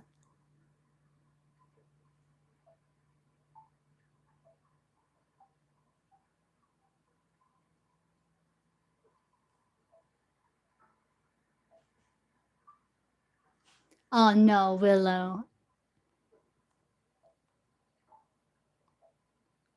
I feel so honored that I was able to play, a part in your story, you know? Honored, very honored. It means a lot to me to know that something good came from an interaction with me, you know? Makes me feel good, like I have a purpose or something.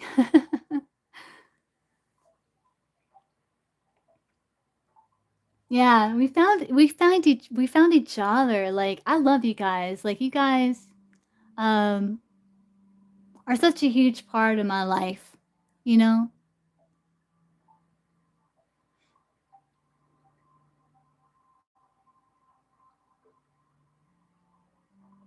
Oh, no, Mia, yeah, no, if you feel called to do, like, energy healing, yeah, look into it, follow that curiosity.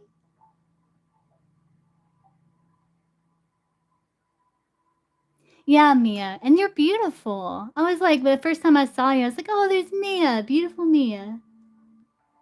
You do too, Willow. I wish I could have stayed on your live longer, but I had, like, a phone call I had to take. It's like, "Man."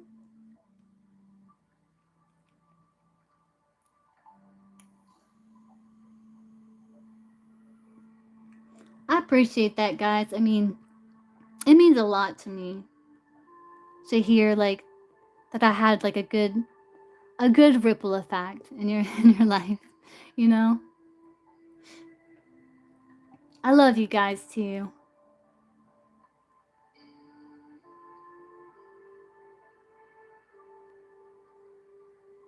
Oh, I do. You guys mean a lot to me. We're family, you know?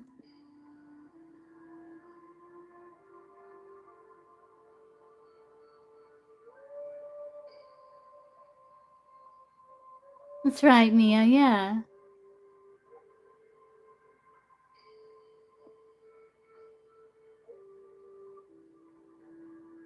Soul fam, yeah. I do believe that, yes. Absolutely.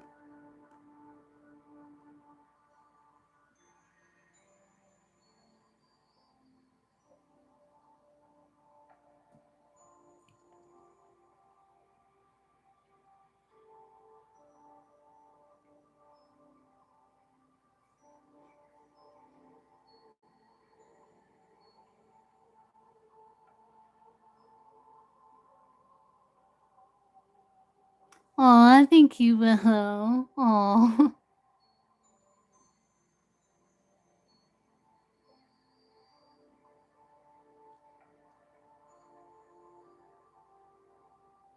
Hey, Culture. Good morning. Or, well, no, it's like afternoon now. It's like 3:30 almost, my time.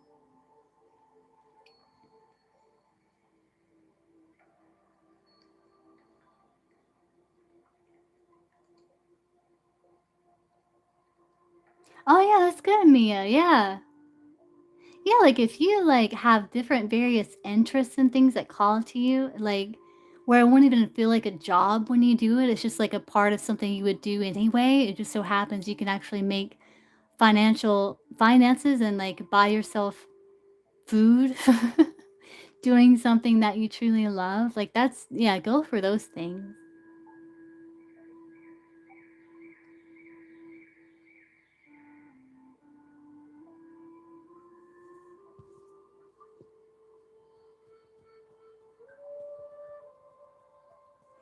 Yeah, Willow, there are readers out here, you know, and I'm not trying to throw shade or anything, but that spark like fear and stuff into other people like unnecessarily like and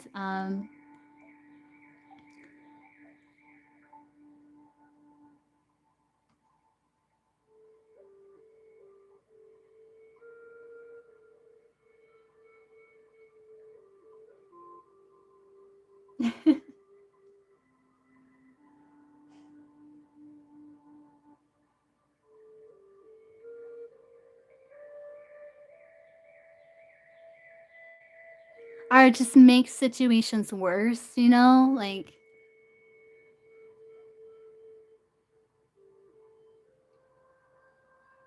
yeah.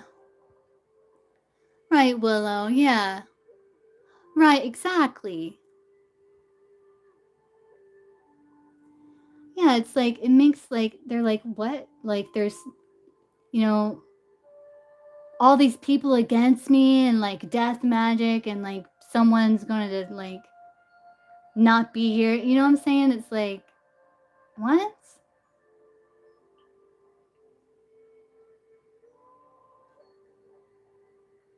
And people just leave the reading like a nervous wreck and like just looking around for like, you know, and just like, yeah, no, I don't think that's good. Like to leave people feeling like heaviness and like um like more resentment and like feeling like they got more all these people against them, you know, when it's like really like working through those limiting beliefs and empowering yourself. That's the only energy that can hold you back, you know, is like yourself and your limiting beliefs and your empowerment and your own power.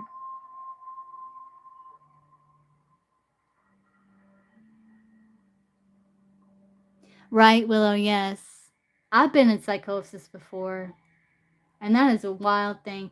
But mine was more like, yeah, it was like where I was on this like spiritual like shamanic thing, but being in psychosis is like um you feel like you're going to fly off into the ethers, you know, and you just kind of lose touch with reality. And I like those readers that feed like delusions or like um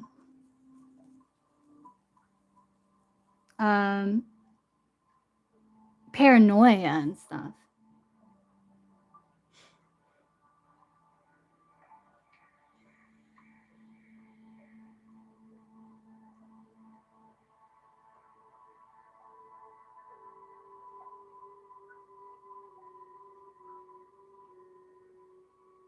Oh, good.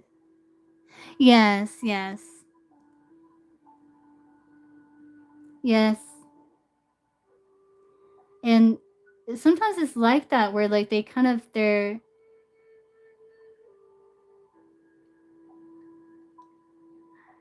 they're kind of losing touch with reality. Though like there is like spirituality in that. It's like they're losing touch with like reality. Like if I jump off this cliff, I'm gonna get hurt. You know what I'm saying? Like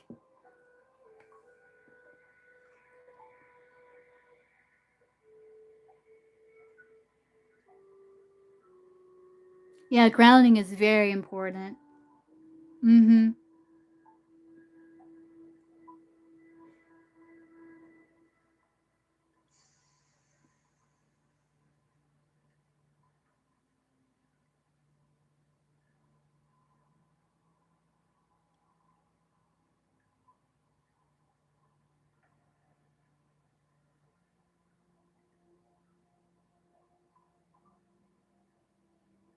Yeah.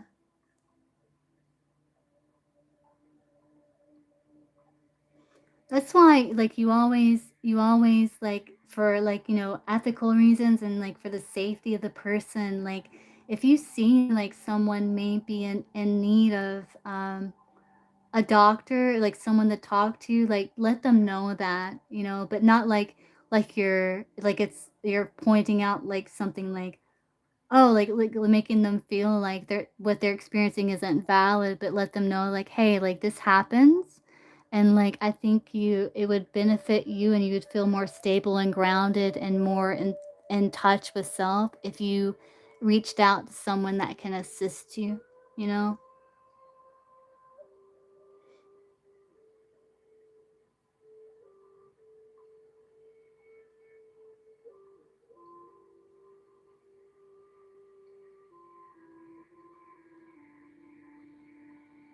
Right, yeah, Mia, mhm.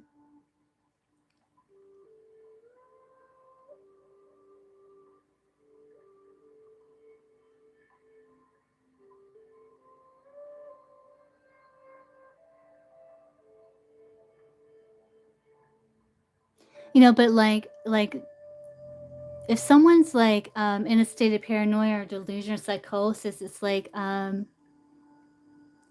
like wanting that person to be safe and also wanting to give accurate reading, you know?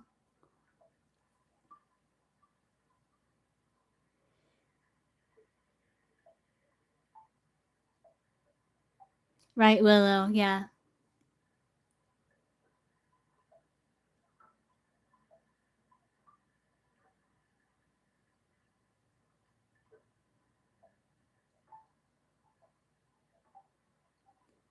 Because sometimes the cards will let you know, like, what that person is experiencing, but it may not be the highest divine truth and clarity.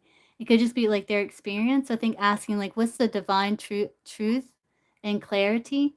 Um, What's the objective truth here, you know?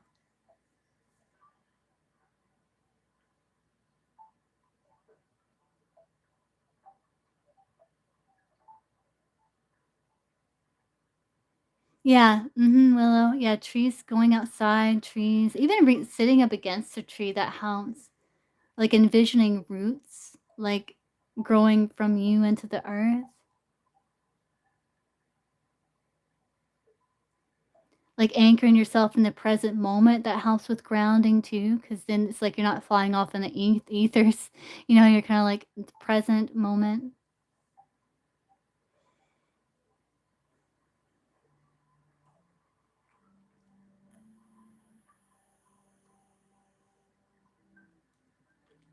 And sometimes, like, I was even reading books, like, sometimes eating things that help ground you, like potatoes, like eating potatoes can be very grounding.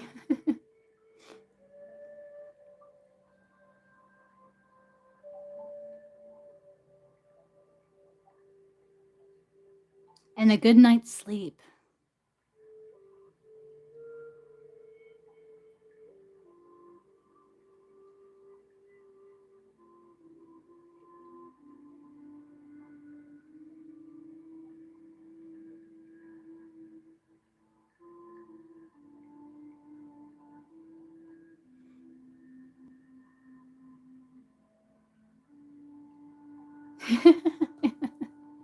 It's funny, yeah.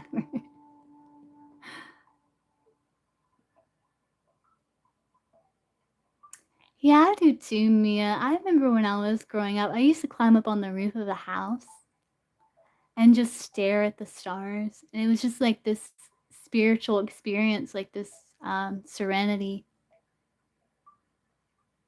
And there's something about like fall, like when it gets close to winter, it's like the night sky is really clear and the stars seem to shine brighter, like the air's crisp. And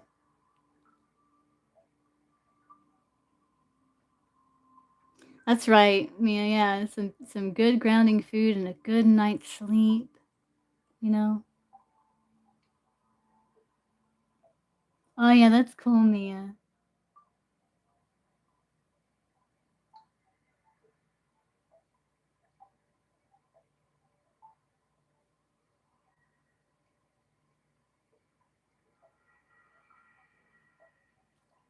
Oh yeah, that sounds good, Yagmer. Yeah.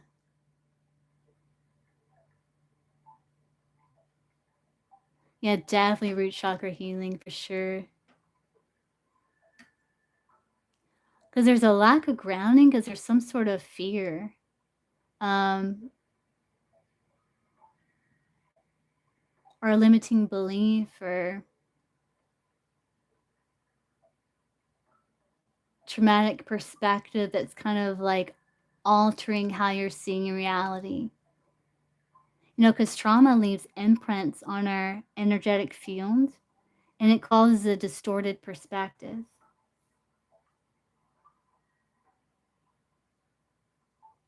Yeah, even colors. Yeah, Willow. Yeah. Even colors. Yeah.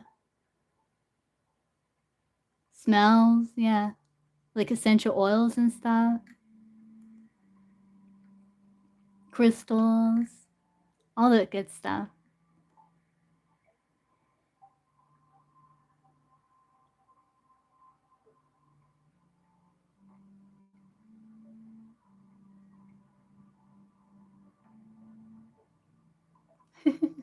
That's how I imagined you, Jagmer. I just saw you in like this kind of like brown, like kind of paper sack, eating like porridge over a fire with like some nuts, or berries that you foraged that morning. Yeah, you still looked hot in the sack, in the brown paper sack, Jagmer.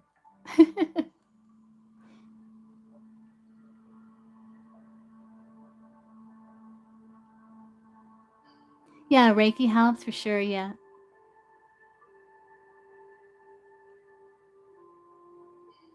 And just like also like just kind of like breath work and like bringing your focus back to your sacral chakra or your root so you can feel yourself sitting in your own energy,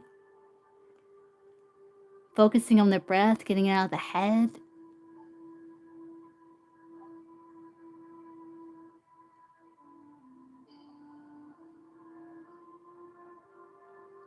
sometimes if people are in like that psychosis, like they need some medical assistance to stabilize those that because it's a chemical imbalance, you know, so like they need something kind of stabilize that.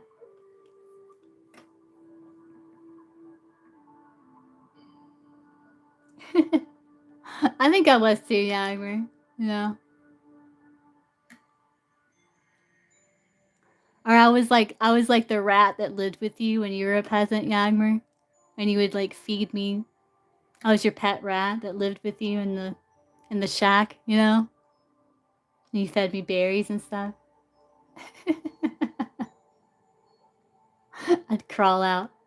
I'm like, oh hey. And you feed me little berries and nuts and stuff.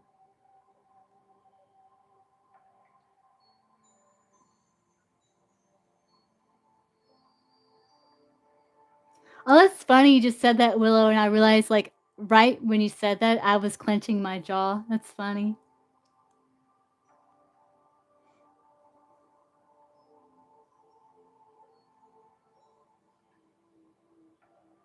Yeah, I was like your pet rat, Yagmer. And I'd crawl out of the little hole or something, and you'd like feed me nuts and stuff.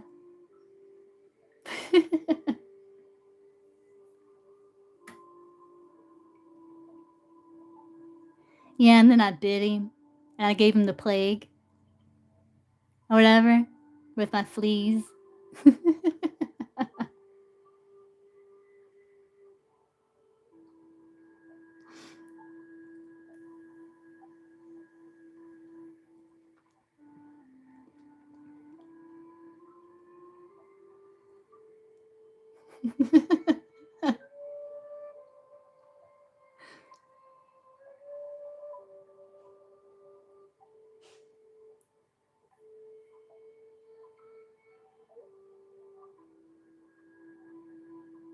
Yeah, me, I forget what that's called with the smell. It's a Claire. I'm gonna look it up here.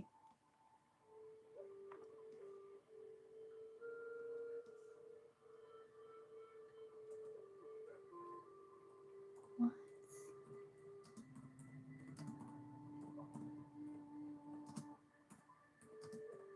Yeah, it's a certain Claire. It's called Claire Aliens. Aliens. Um, Aliens. Clear to smell, meaning clear smelling. Um, Clear aliens. It's CLAIR clear, then ALI Ali ENCE. Clear Aliens. Clear Aliens. I guess that's how you say it. I'm not sure. It's often linked to Claire Gustus, which is clear tasting, and works alongside other clairs.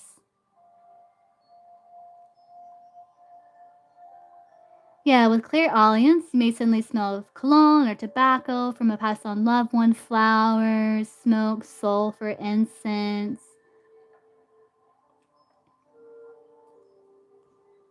But I guess it's like really tied to clear gustance, which is like clear tasting too.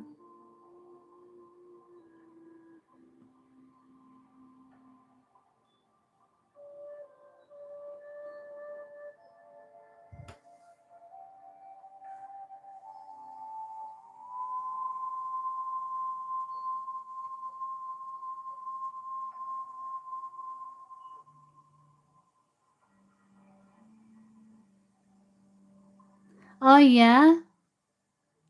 I remember some people like when I use that like peppermint cleansing spray that I use, sometimes people will smell like the peppermint or something. I have had people tell me that. And I was like, "Oh, that's cool."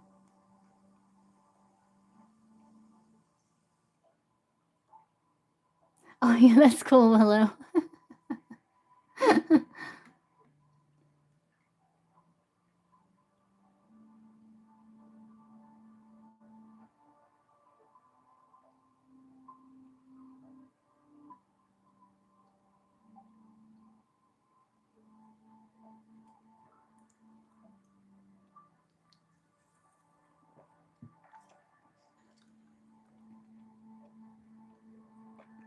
Oh, I love Palo Santo. I need to get some.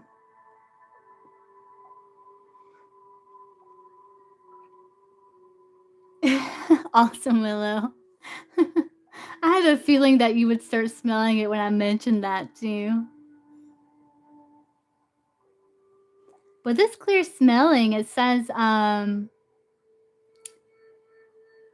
it can be an active spirit's fingerprint carrying emotional, historical, or spiritual information. It may trigger vivid memories or emotional responses, signal warnings by smoke or gas if you later discover it's real, right?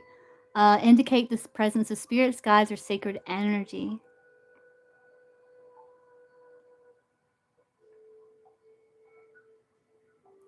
Yeah, one thing how you can work with it is you can like meditate to tune into the subtle energies, journal unusual smells and their emotional contextual triggers. So, what smell, like when you smell a certain smell, what emotion or memory or something does it trigger within you? And then you can like associate it that way.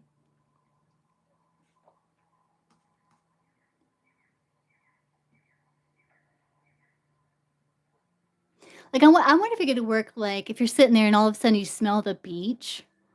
And you're like, has someone just went to the beach or someone at the beach or planning to go to the beach? Because I'm smelling the beach.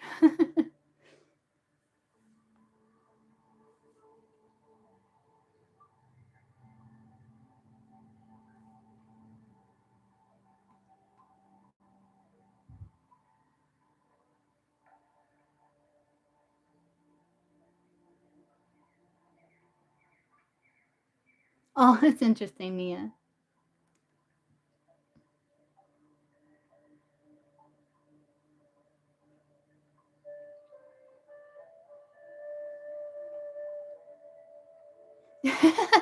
That is random Willow, but very cool. Uh, that's right, yeah.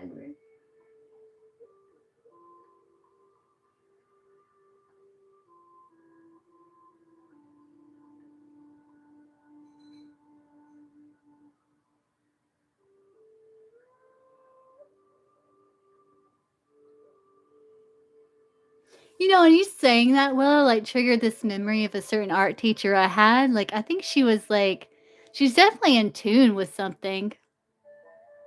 And you know, that makes sense, Willow, because of the creativity. It's like a channeling, right?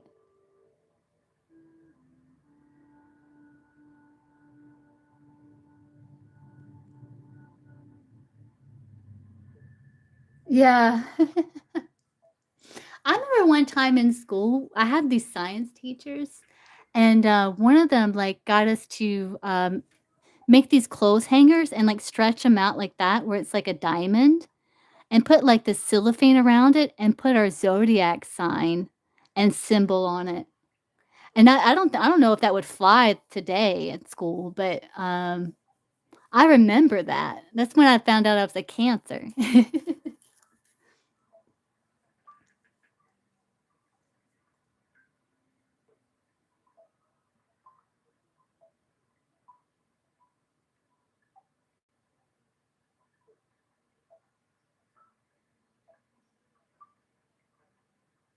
Yeah, I don't think it'd be allowed today.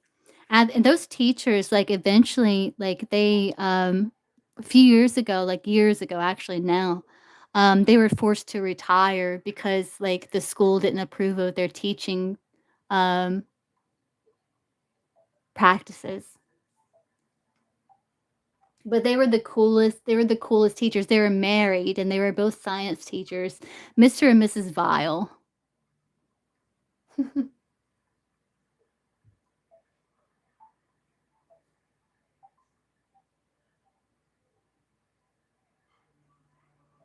I love you too, Yagmer.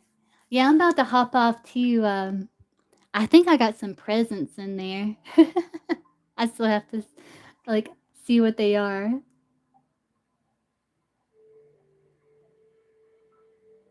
Oh yeah, that's true, Willow. I'm learning spells over here. That's funny, Willow.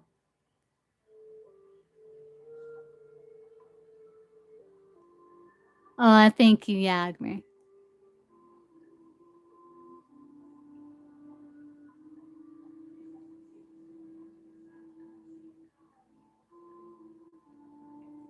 Alright, guys, I guess I'm gonna hop off and, go in there and see because I think I got some presents in there.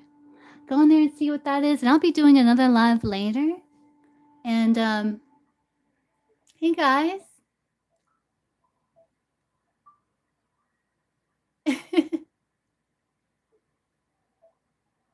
That's so awesome, Willow. See, it's like your soul knew, you know? It's just a remembering for you, Willow. You're like, "Oh, I'm remembering."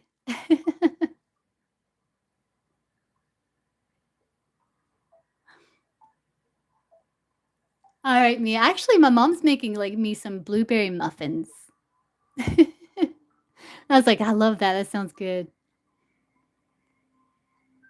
I love me some blueberry muffins. Alright, guys, well, I'm going to hop off and go see what them presents are in there, and I'll be live again later to see you guys real soon. Yeah, muffins.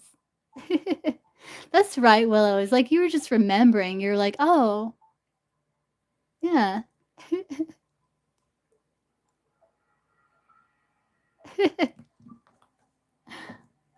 Alright, guys, well, I'm gonna hop off, and I'll see you guys again real soon. Thank you all for the birthday wishes, and I'll talk to you soon. Bye, guys.